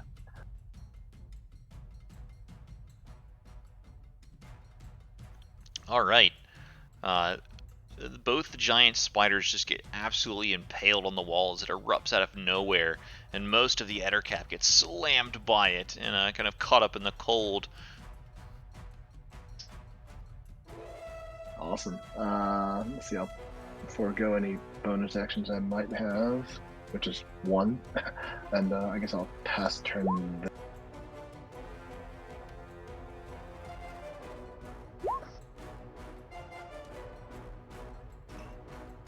Nice. So who's like inside the wall and who's outside the wall? What was your intention, Nisha? Did you want to keep any of them in the wall? I figured you would. Honestly, I just figured you would probably roll for how they got pushed. I didn't think that was something that I would have a say in, to be honest with you. I figured like they would have some sort of whether they passed or failed or however you want to do it based on. All right, yeah, because like just with the like yeah, I don't assume that's something that I would have control over. Just casting a spell. okay, yeah, because the fail and the success will matter. It's just if you intend, like I will say they intended to get towards you, so a fail will keep them on the outside of the wall, unless you're like trying to pin them in. I think that. No, I think I'm trying to help kind of protect us with some sort of perimeter here, just based on us being fairly squishy and being surrounded. So only one of them would have made it inside, like because the one that passed its dex will have made it inside the wall. All the rest kind of got shoved to the outside. Nice. Okay. So everyone would have gone for the one that was trying to wrap its web around Dimitri, but this is on the other side of the wall. It's going to focus on the one within the perimeter. Whoop. Roll20 doesn't think that I'm worthy to control server, apparently. Oh, let me see. Server would just be over here and make a couple of attacks. Can you do it now? There you go. Yeah, let's see what we got here. Once again, Service character, she always surprises how amazing it's so organized. Let's see. Maybe 2 organized. There we go. Alright. Make 2 attacks with Death Knell. 1 and 2. Ooh, grip. Nice, go for it.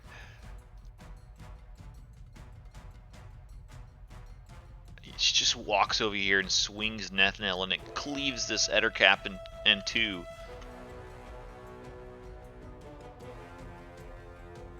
Nice. The bell rings out, kind of this negative necrotic energy rings out. How far is it? Like 10 feet? Yeah. No, not quite close enough. Not quite close. Let's see.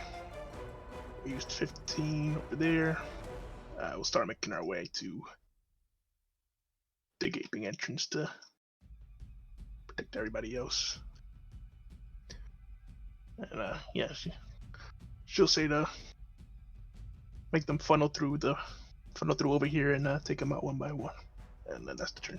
At the end of your turn, as you're kind of restrained by the webbing, Dimitri, you see that it's like a little bit of a black speck almost seems to appear on the edge of this humanoid sack, and then it expands and expands and expands until you realize that black speck is hundreds and hundreds of tiny little spiders. As swarms and swarms of little spiders break out and come rushing and crawling all over you.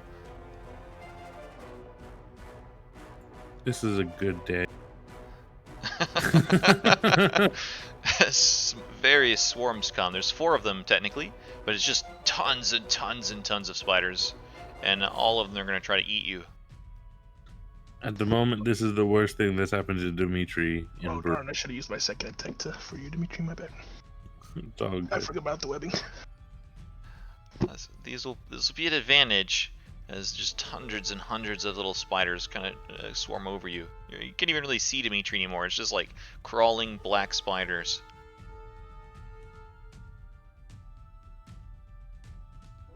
All of them hit.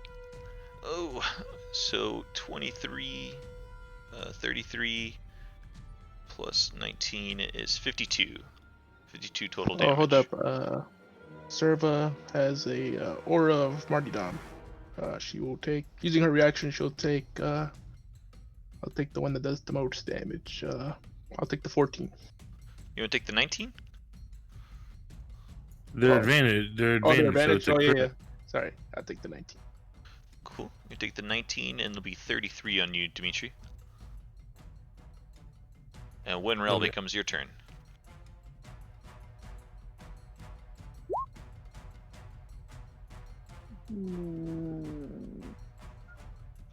Alright, well, I wasn't gonna do it until now there's all these new little spiders, so I guess I'll go back to my original plan of casting Spirit Guard. Nice.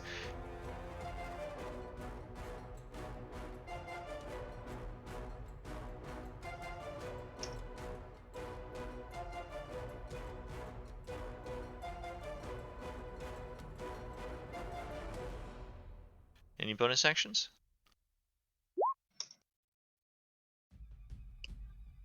Nope, that is it.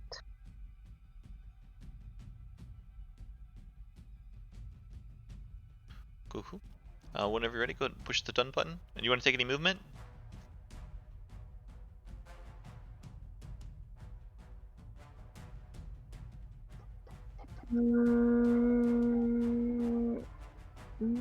No, that looks pretty good, actually. Cool. A huge kind of aura of these raging skeletal wolves just pop all around you, beginning to like kind of bite into the spiders surrounding Dimitri and the other ettercaps that they can touch.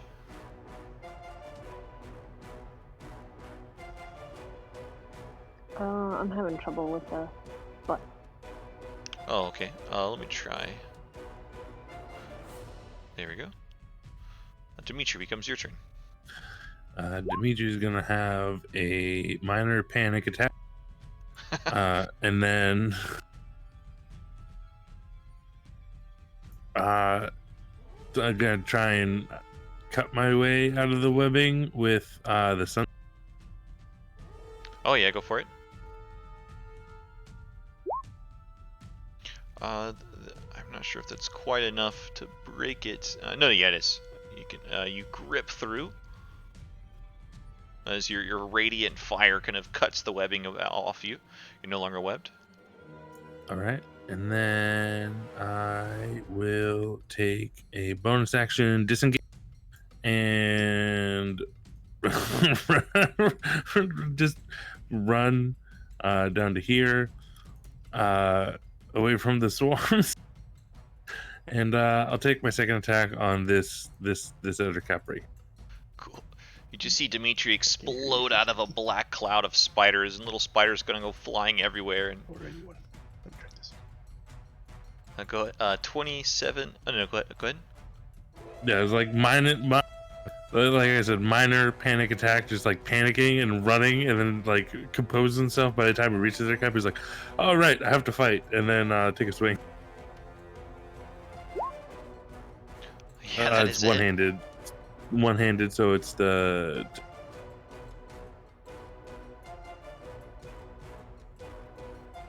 That is still enough to kill it for sure. You kind of compose yourself and stab through this eder cap, burning a hole in one of its vital organs, and it falls dead. And then that will, I'll use second wind. No, I can't because it bonus action disengage. These giant spiders are dead, and the two to the north, they were kind of a bit hesitant to enter the fray so rashly, and they saw this wall of ice come and just impale most of their companions, their masters. They're not malicious creatures, they're wild creatures. They're going to flee.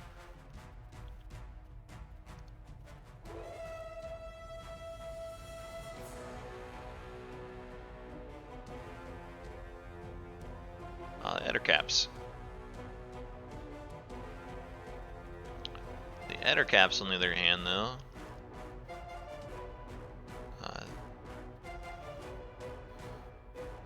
oh my goodness.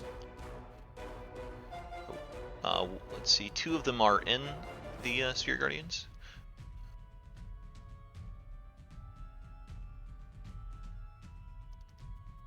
Does it go beyond total? Actually, it does go. I'm not sure if it goes beyond total cover. Does it? Oh, really? Oh, I assumed. I think if they could I hear thought them, those two were in it. as long as they could see or hear her. See or hear. Okay. Yeah, they can do. They can hear for sure. One fails and one passes. I don't think it matters either way. You can roll damage if you like, but I'm pretty sure no matter what you roll, it's going to kill both of them. Okay, that's fine then. With your spectral wolves, you kind of hear like clacking screams, maybe a bit of webbing kind of shoot into the air cartoonishly over the ice wall. Two more Ettercaps fall, and there's only one left, and it's on the other side of the ice wall. Yeah, it's gonna flee. It's gonna begin to flee. It's gonna like run as far as it can and then dash on all four legs. Word. Not 8. Now what? Not 8 legs. Just 4 actually for the other cap. Ooh.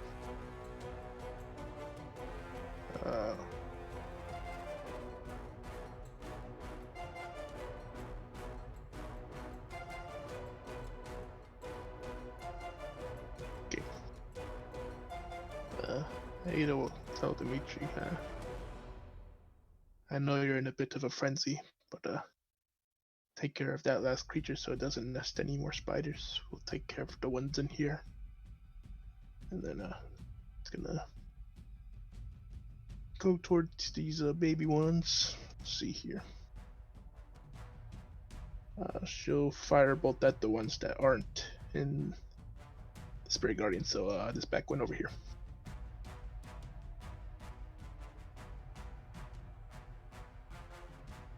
Cool, go for it. Crit fail. Oh no. Go roll fumble.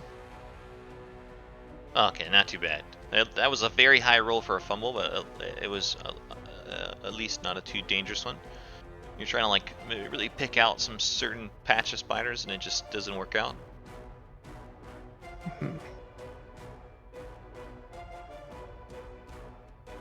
Then Rapid Check will come up here. It's gonna start stomping away at them. No, Sam is not on heavy checks. 1, so Ada.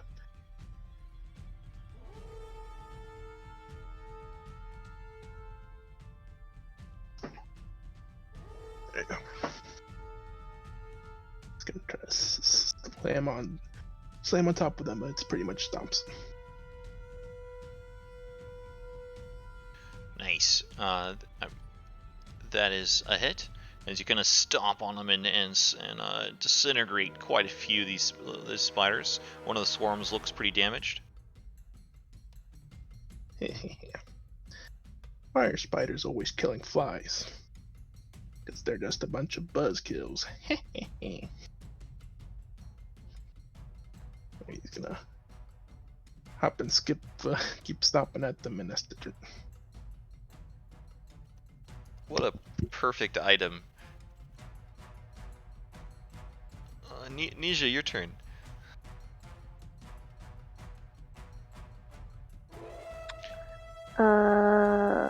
Let's just have her do one of her ice blast thingy-bobs at the spiders on Dimitri.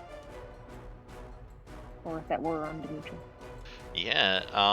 Let's see. Ice storm area. Ice storm. AoE thing. Ice storm would be would be put maybe some friendly fire, but you could do like an angled cone of cold and hit them all. I think, without hitting friends, it kind of blast into the wall of ice and like it would like destroy the wall of ice, but that doesn't matter. Yep, go for that. I just have to double check. I'm not sure how many charges he has left on the staff, but I think it's. Does he get charges every day? He gets charges every day. I'm just not sure what the total amount is because he used it to cast Wall of Ice. Because we have a lot of these. Oh yeah, because of the wall of ice. If anything, these could just do cantrips. Seems like this fight's not going to be that hard. Yeah, but how cool would it be to just destroy it with all the big cone of coal? Okay, yeah, it has enough charges. It's 10 total charges. Wall of Ice costs 4. What if we need it? Just gonna blast a huge kind of step over here, and pardon, happy whatever you are now.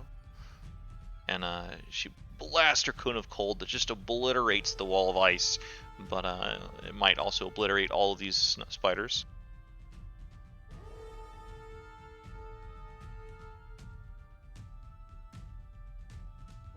Indeed it does, and that'll end combat. Can I still see the one running through the wood? Oh yeah, you can still see it. Hasn't made it. It hasn't like started up climbing a tree. Feel free. You want to take an action? Yeah, I was just gonna try and shoot it. Go for it. Can't get more babies running around. That becomes a hit. Do you want to describe the kill? I don't know, yeah, perhaps just running through the woods to just regain my composure, take a deep breath, and just like carefully aim, and then just take. You see kind of a good rapport of blood spurting out, this bluish blood, as you hit your mark, and it seems like the beast falls to the ground.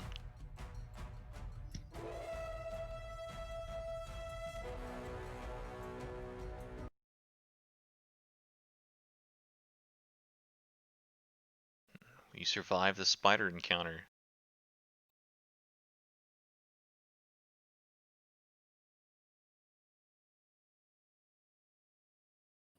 Well, I think that may have been the worst thing that's happened so far.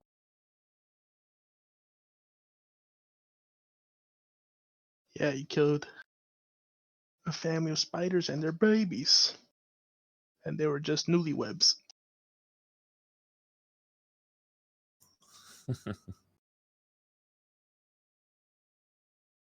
And Dimitri actually chuckles at that.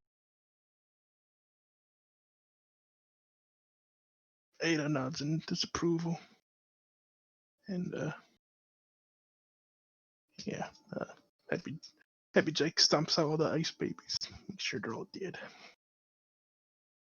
You get a good crunch, crunch, crunch. It's like stepping on bubble wrap as you smash the frozen swarms of baby spiders. You each get 780 XP for the encounter. Do you mind adding it to Servitude, Pie Guy? Sure. 780. Oh, and then we also add the 750 from last time for her. Oh no, the 750 was roleplay.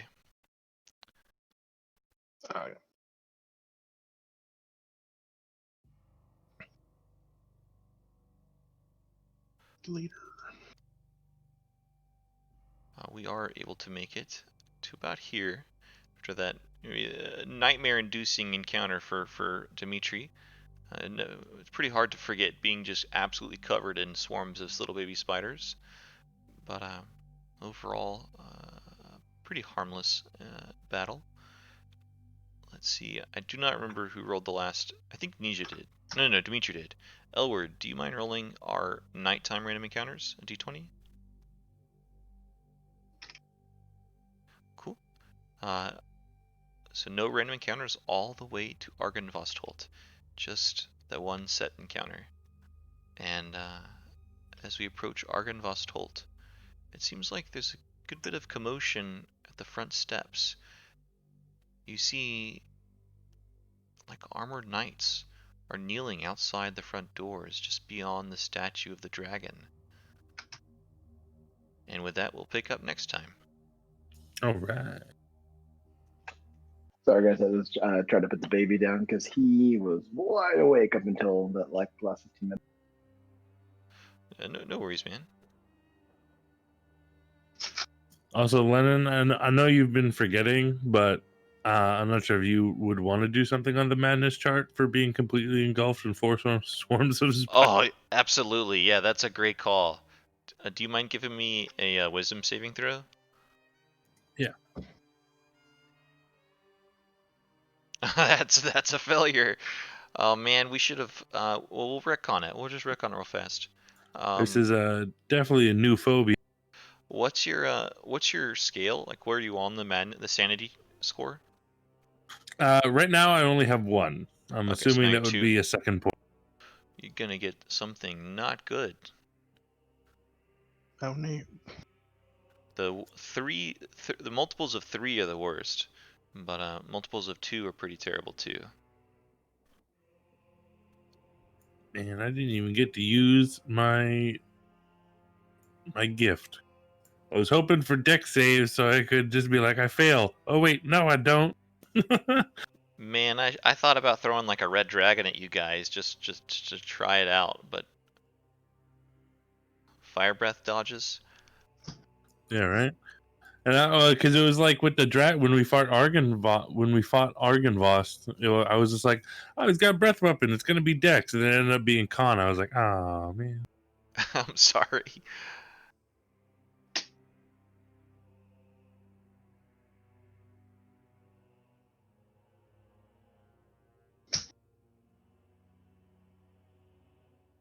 I was sorry. I was struggling to find my madness chart. Roll a d100 for me, please. There's been a lot of interesting breath weapons. The dragon turtle had the steam. When we did the sheep and the wolf, there's a splinter breath. Now the third one was skeletons and armor. Yeah, the zombie breath. I particularly enjoyed that one. And the shadow dragon you guys fought in Prince of Apocalypse too. Yep. Shot shadow energy. Dimitri, roll a d10. Oh my goodness. We're gonna have to take a second and retcon this and roleplay this for a bit. I'm gonna move you guys back to the Sorry, I know I called session, but I should not have. Breath. Get back in. As soon as the battle calms down, yeah, let me do something real fast.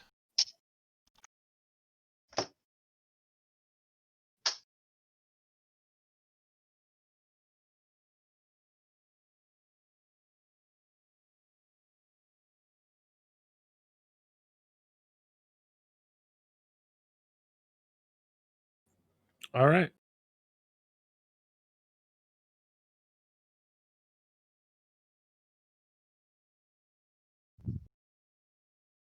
That is a crazy thing to happen.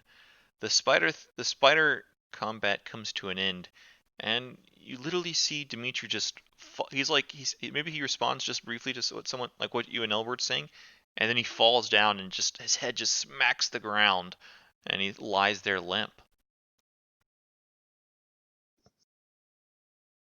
How did the rest of you react to this?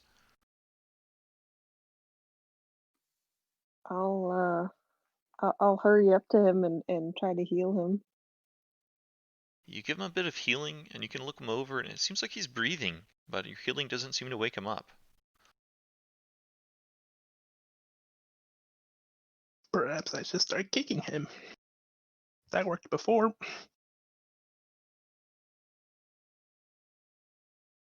How much do you want to kick him for? You just like a little bit?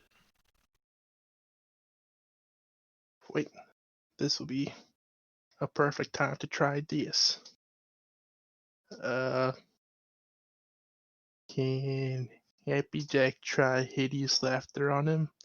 Or is he completely unconscious? You can try. Do you want to try? Sure.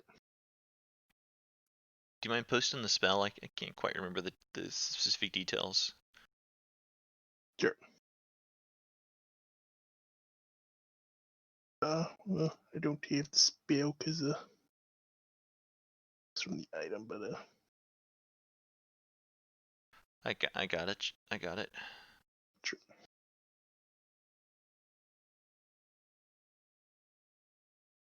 Dimitri, is your intelligence score? I'm sorry. That's a Is that bad high? question. It has to be intelligence score 4 or higher, or 5 or higher to be affected. Wow, that's a lot of shade. I'm sorry. Just so you know, my intelligence score is 10. Very good. You could be affected.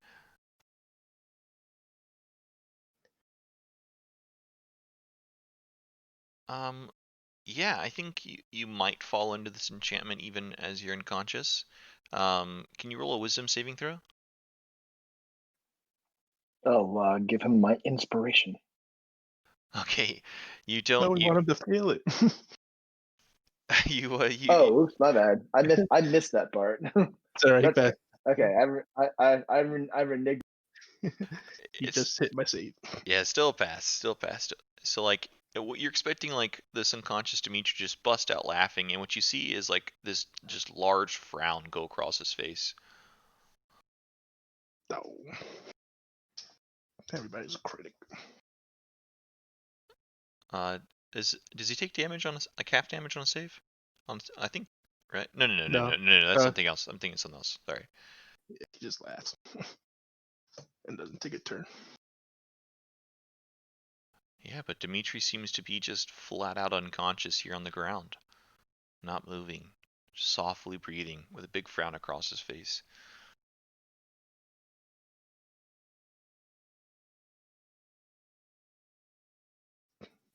I'm gonna go for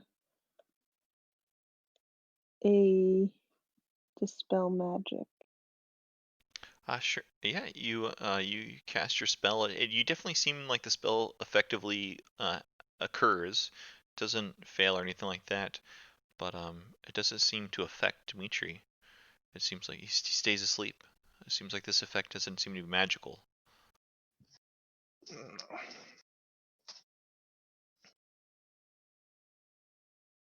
Sir Dimitri, you're taking up the master's time with your buffoonery. We'll have to use lethal force. Everyone prepare your feet and prepare to stomp him. Everyone prepare your feet. Do you actually lethally kick? Oh, I think maybe Serva will slap him up a little bit. Okay, yeah, she'll like give him some pretty heavy-handed smacks to the face, and Dimitri, you take 1 damage as he kind of slaps you around a little bit. Dimitri gets like a big welt on one of his cheeks, but still kind of peacefully sleeping away. You kind of see his frown like turn even farther down. It's a pretty big frown now. If you could see my frown. Yeah, if you could see it, my bad. Tough by the cheekbones. I'll bend down next to Dimitri and put my kind of hand on his chest and just tell him to wake up. And I'll cast suggestion on him. Yeah, Give me a wisdom saving throw, Dimitri. Fail it. Fail it. Why are you so good at wisdom saves now? Oh no. Oh wait, hang on. I think that does fail now because because my DC should have gone up with my proficiency. Sorry, I didn't update that. Yeah, my spell save DC is actually 17 because at level 9 my proficiency went up. I will update that. My apologies. Dimitri, I need a charisma saving throw uh, as you're kind of fallen into this subconscious state. Maybe it's just oh no. Roll another D100. Oh no! What is going on? Oh Oh no! no. Oh no. You That's can two really high D100 rolls. What was it? 98, 99? yeah, Oh, you can mark your Like- sanity score up to 3 as it's alright. you hit this subconscious state of dream, and you just dream after dream is just spiders coming after you. Like it takes maybe a moment of lapse and you're back in your shop and you feel good and you're like working away at something and you feel something on your hand and you realize you're like hitting a hammer full of spiders. The hammer itself is just spiders, and they begin crawling over your hand until your hand itself becomes spiders. And as like the spiders are going over your mouth and over your face, you hear something calling in your ear, wake up, wake up, wake up. And you're just trying your hardest to wake up and shake yourself until you're smashing your head. And when you smash your head on the table, your whole body just degenerates into spiders. And another dream starts, but you're even more mad. Oh, Your suggestion worked, but didn't break him from the spell. Or not the spell, but the state that he finds himself in. Just caused him to have even more mental pulls. oh, I'm sorry. You could just take the roll anyway, but my DC is also 17. I forgot to update it. I won't make I won't make another madness check just yet for that. But yeah, instead of the frown, maybe it was a smile. It was a big smile, and it kind of gave you if you could see the smile. But now it has turned back into a frown. Uh, as you kind of wake back up in your dream state, Dimitri, you you remember that you remember about all of the times that you've had to take the decision of violence.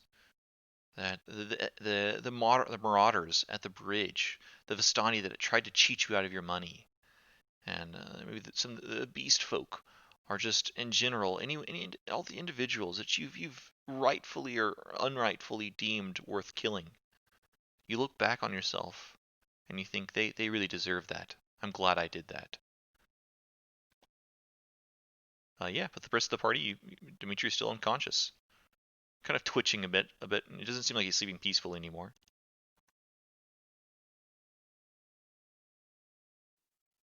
I'm gonna bend over him. Well, I guess I'm still kind of like kneeling next to him. But this time I'm gonna place my hand on his chest and I'm going to create a kind of like a heavy frost around his body, and he's gonna get very, very cold. And you're gonna see some kind of some lingering bits of ice start to form, on the tip of his nose and ear and face and things like that. And so I'm going to frostbite him and see if I can just kind of shake him away. Through the back of his neck. That always gets me. I need a Constitution saving throw, Dimitri. All right. It's like the lowest damage thing I can do. I was like, well, this is probably the best thing. You see Dimitri kind of freeze up a bit. You take 7 damage, Dimitri. And kind of maybe like right on his chest where you were touching seems to like get quite cold, and his skin cracks and bleeds out a bit, but he's still sleeping.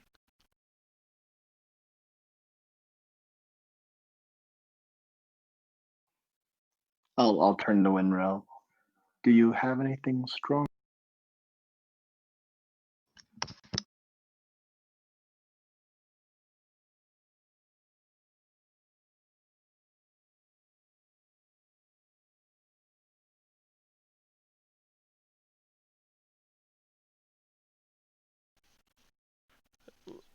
We can't hear you. Maybe uh, Does Sorry, I was just talking to over the table.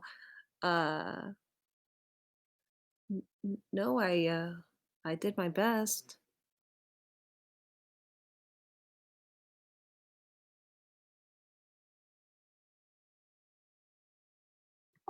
We don't have any useful scrolls, do we? I could summon a lightning storm. That's about it. And I have my other magic items cause fear, and I don't think that's what we intend to do. I think instead of affecting him physically, I think what me and Nisha did, affecting his mind, is what works. So with that being said, I'm gonna use up another charge and try to use another hideous laughter on Dimitri. Dimitri, I need a wisdom save throw. DC 17.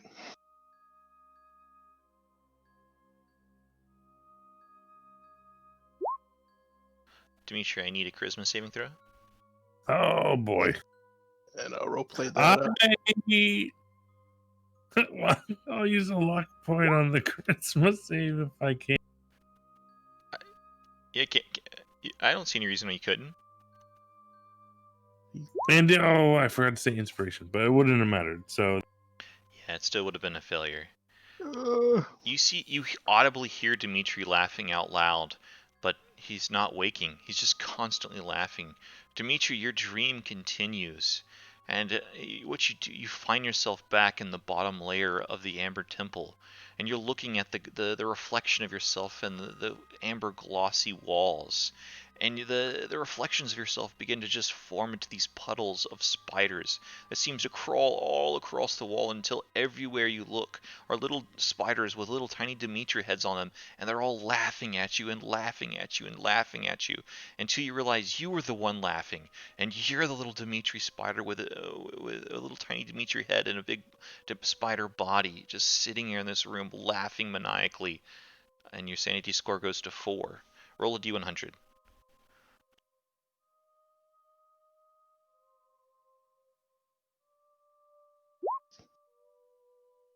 get out of this.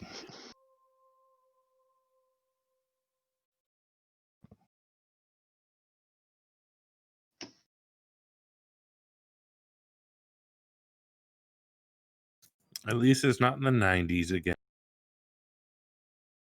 was gonna give you my inspiration, but you rolled fast. On the D100? No, on the charisma save. Roll a d10. 4. Okay.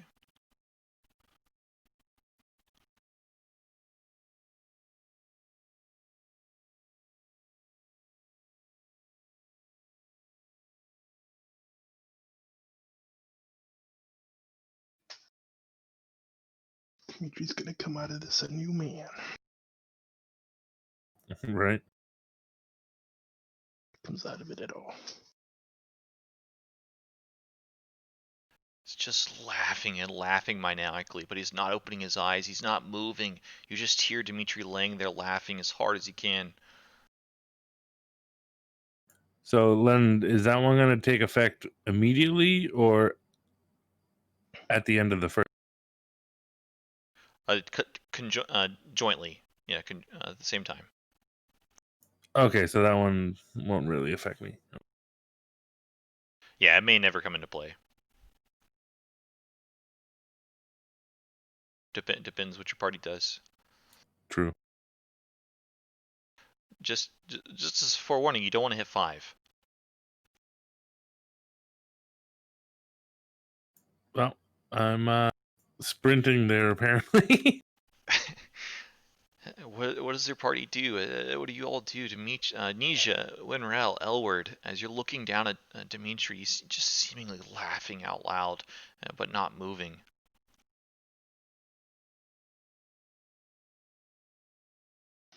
Seems my spell worked, but something's missing. I could try fearing him into being scared awake. that's something we want to do. Serva will heal up all of Dimitri's cold wounds and punching wounds and the wounds from earlier. Yeah, no problem. She can lay in hands. Dimitri can fully heal. I think it's like 8.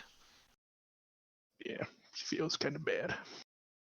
The healing doesn't seem to make his laughter subside, or it doesn't regain consciousness.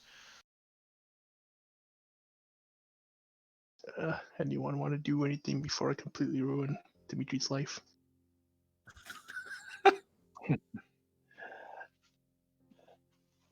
I can attempt to persuade him. I have the idea. Sorry, you were cutting out. I have a crazy idea. We could kill him and bring him back. How would we rig him back?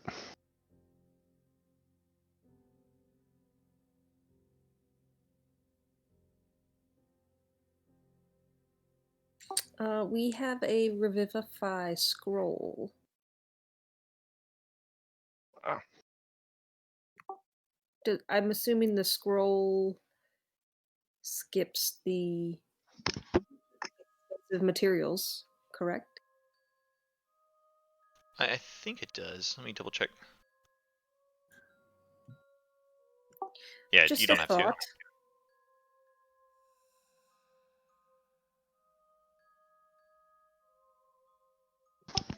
We'll save that as a last resort. I agree, but I think that's all I can offer to the cause. And yeah, I think I can scare him awake with my evil pan flute, but I don't want to ruin the guy when he wakes up. If he wakes up.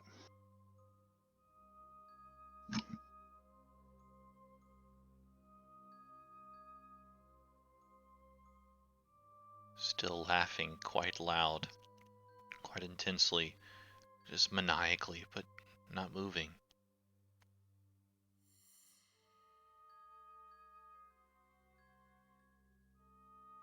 Okay.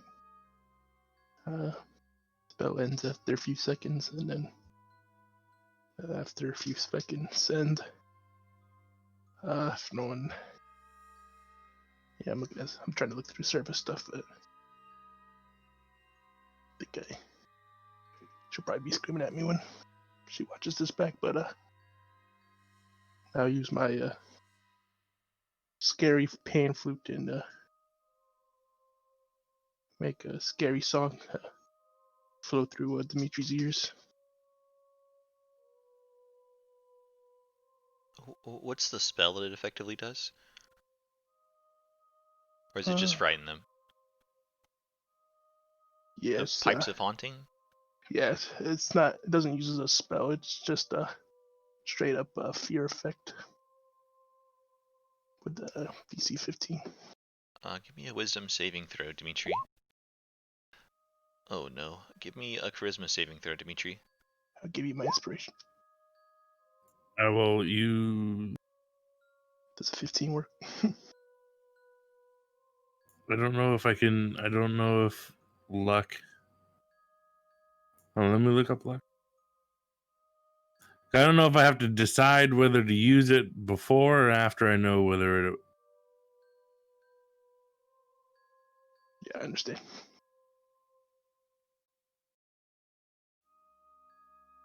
Okay, so I can. After I roll the die, but before the outcome is determined. If you want to roll, you can. I haven't said anything. Yeah, I'll use it to see if I can get something better than 15. And I'll use my inspiration on this roll.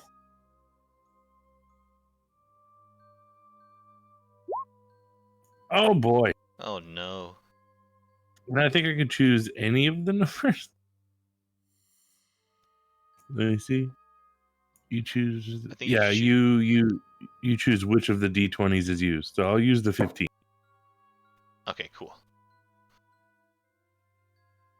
As you're dreaming your dream, it's just horrible and awful. You know, the laughter seems to stop. Your head like kind of snaps back, and you find yourself just dreaming these awful, awful nightmares of spiders.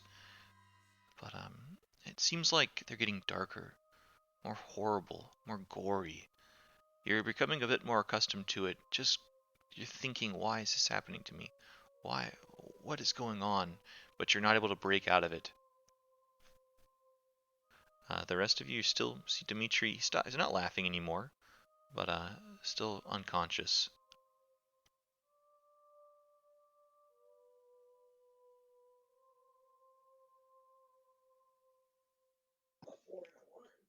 So he okay. So he is no longer. He's no longer laughing, but still unconscious.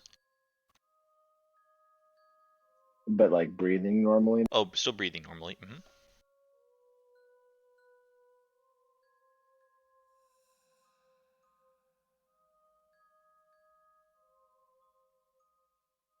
So kill him?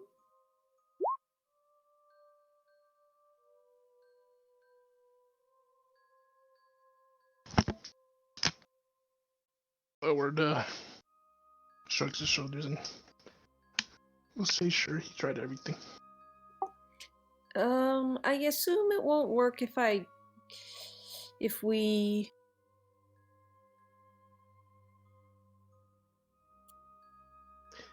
Anyone got water? Am I back? Oh, okay, sorry. I assume if I give him a death ward and kill him, it won't. He doesn't actually go unconscious and come back, right? He just only goes down to 1? Right. Okay, so that probably wouldn't help us.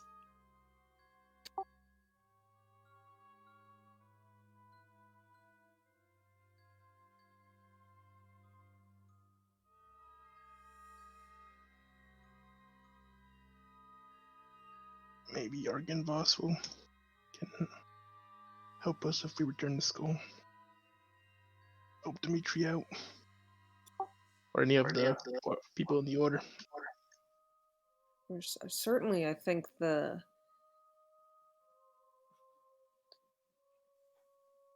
Not to overly complicate everything that's just happened, but doesn't Serva have some sort of save aura or something? Oh yeah, she or her protection. You'd get +4, I think, on most of these things.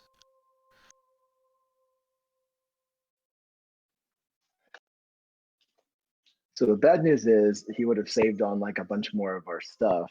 But the good news is if he saves on the thing, then he wouldn't have had to re-roll a charisma save, which means he wouldn't have failed them more charisma saves and gotten more madness, right? Maybe she was kind of standing too far away until now, and now she's like you That's guys are fair. like screwing it up. Like, let me in. Like, what are we doing?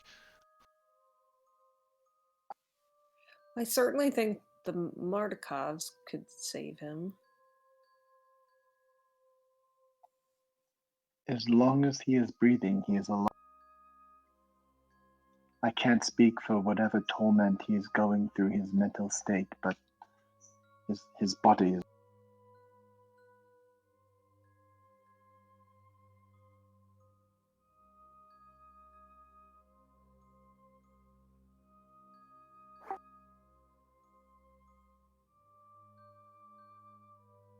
Yeah, all my ideas are involved.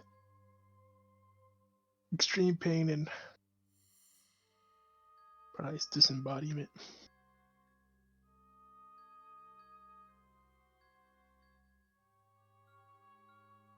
I like Dimitri, but kind of like that scroll too.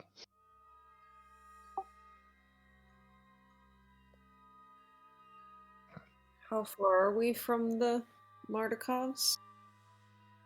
Far. Yeah, you're probably about a day and a half from Vallaki, 2.5 days from the Wizards of the the winery, and maybe a third a day away from Argynvost. I could shock Dimitri awake. Summon some lightning. Let's hurry to Argynvost. If they can't help, I guess we kill him.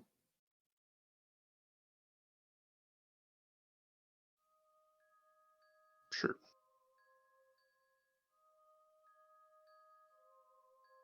Cool. So, do you want to push through the night then? We were gonna, with the retcon, we would have rested once before we got to Argynvost, but there was no random encounters. Or we can try to push through, and make it to Argynvost.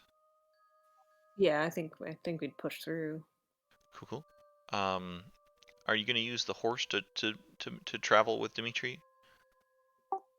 Yeah. I think, yeah, either that or Service strong enough to just hang him over her shoulder. Yeah, I guess you could even put him on the sledge with the skull and drag him along. Yeah, that's what I figured. Go ahead. Give me Constitution saves, Elward, Nisha, and Winrel. And Serva. I'll roll for Serva, I guess. Unless you still have her sheet up. That's the good sheet up. Go for it.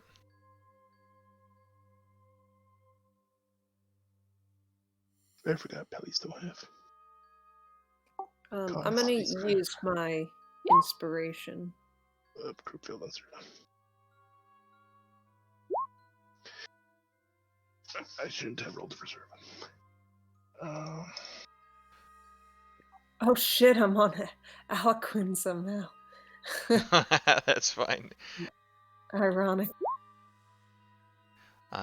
Both Nisha and Serva will take a level of exhaustion, but as a group, since you had two of you pass, you'll still be able to push through no problem without like any kind of major faults. But you push through and you arrive at Argynvost. And as I described before, it seems like armored knights line the entryway. Tons of ghostly spectral warriors wait and ready. One singular knight standing on the steps with a shield raised in his hands as you approach. And we'll return with that scene and a unconscious Dimitri across someone's back.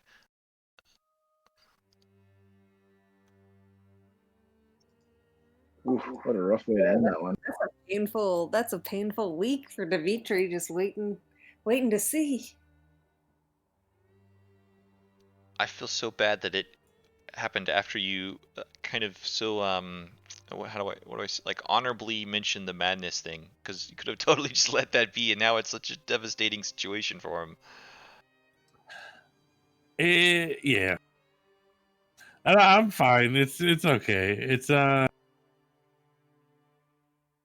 It's just like I was like, oh yeah, being covered in 4 swarms of spiders is gonna do something. Like I know that. I mean, if I were covered in 4 swarms of spiders, I'd probably have a mental breakdown for a little bit. So I figured it was. And I know you keep forgetting because you mentioned it like the last time when I read that book that you like, oh, I keep forgetting. So I was like, oh, I think that would happen. Yeah, I totally appreciate you mentioning it, because it's like a cool mechanic that it's supposed to be part of the adventure. I keep forgetting to ask. I even mentioned that that's probably going to stick with you for a few days of like mental scarring, but I just didn't think about rolling on madness. But rolling on madness was pretty rough rolls you got, man. I think it's just I rolled a 97 and then a 98. It's not good. You don't want to roll high on those tables. And without bonuses and inspiration, you wouldn't have passed any of the charisma saves. Nope, not a 1. I am not good at charisma.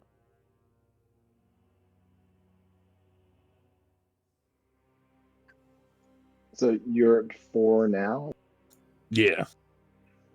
and if you hit 5, that's basically bye-bye. I guess I don't know what happens at 5, but Lennon said you don't want to reach 5. I don't want to spoil it, but I would have a backup ready. I was planning on that anyway. That sucks. You mean your questioning of our kill you plan? I think it seems pretty sound. Also, I'm really glad you followed up "Let's kill him" with "I have that revivify scroll." Because Yeah. I was like, man, I know Dimitri was not very good at just saying Eloquent died, but killing him is a bit harsh. Let's be real, you're a burden at this point. Yeah, I mean, I'm unconscious, so now I'm just dead. Legit for a second, I thought the party solution was going to be, maybe Dimitri's replacement will be better off. When you suggested to kill him, I was like, damn.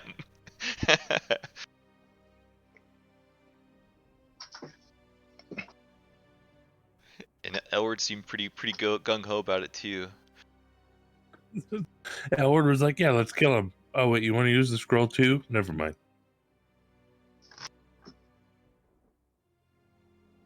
It's a very good scroll to have against Strong. I know, using it is painful. That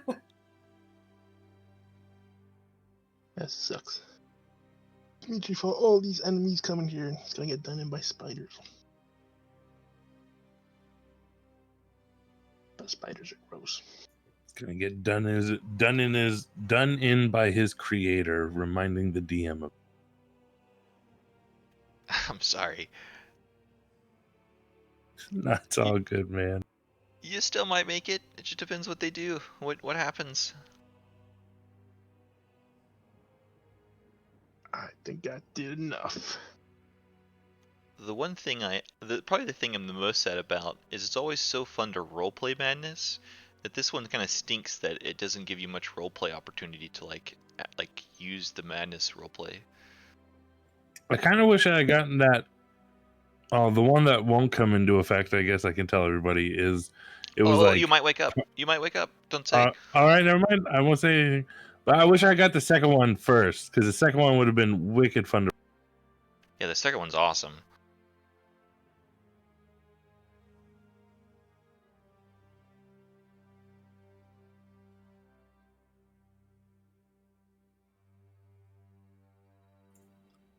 I think I RP'd unconscious pretty well. I didn't really... Yeah. I really enjoyed the creative ways you guys were going about to try to wake him up too, because like they made a lot of sense. You know, it's just a weird thing. Like most of the time when someone goes unconscious in D&D, you just gotta slap them up and they wake up, or heal them.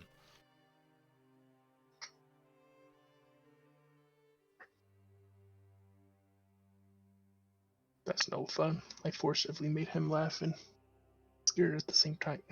I mean, most people slap Ava curb stomps, same thing. Yeah. Because remember, stomping worked the last time. It did.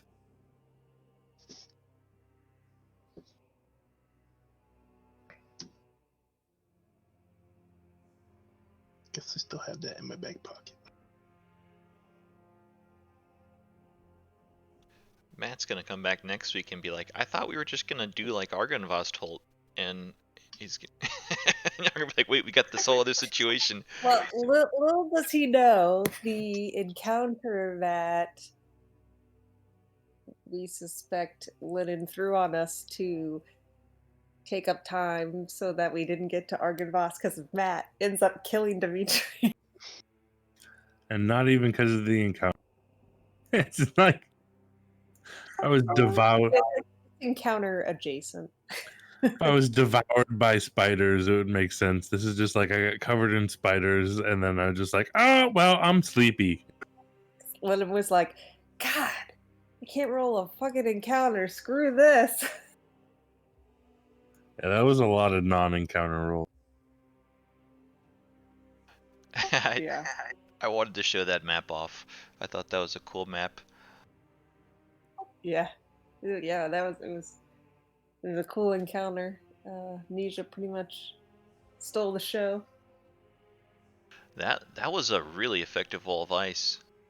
those spider guys can choke you to death. Like they're not actually that strong, but if they start choking you, they can choke you to death real quick.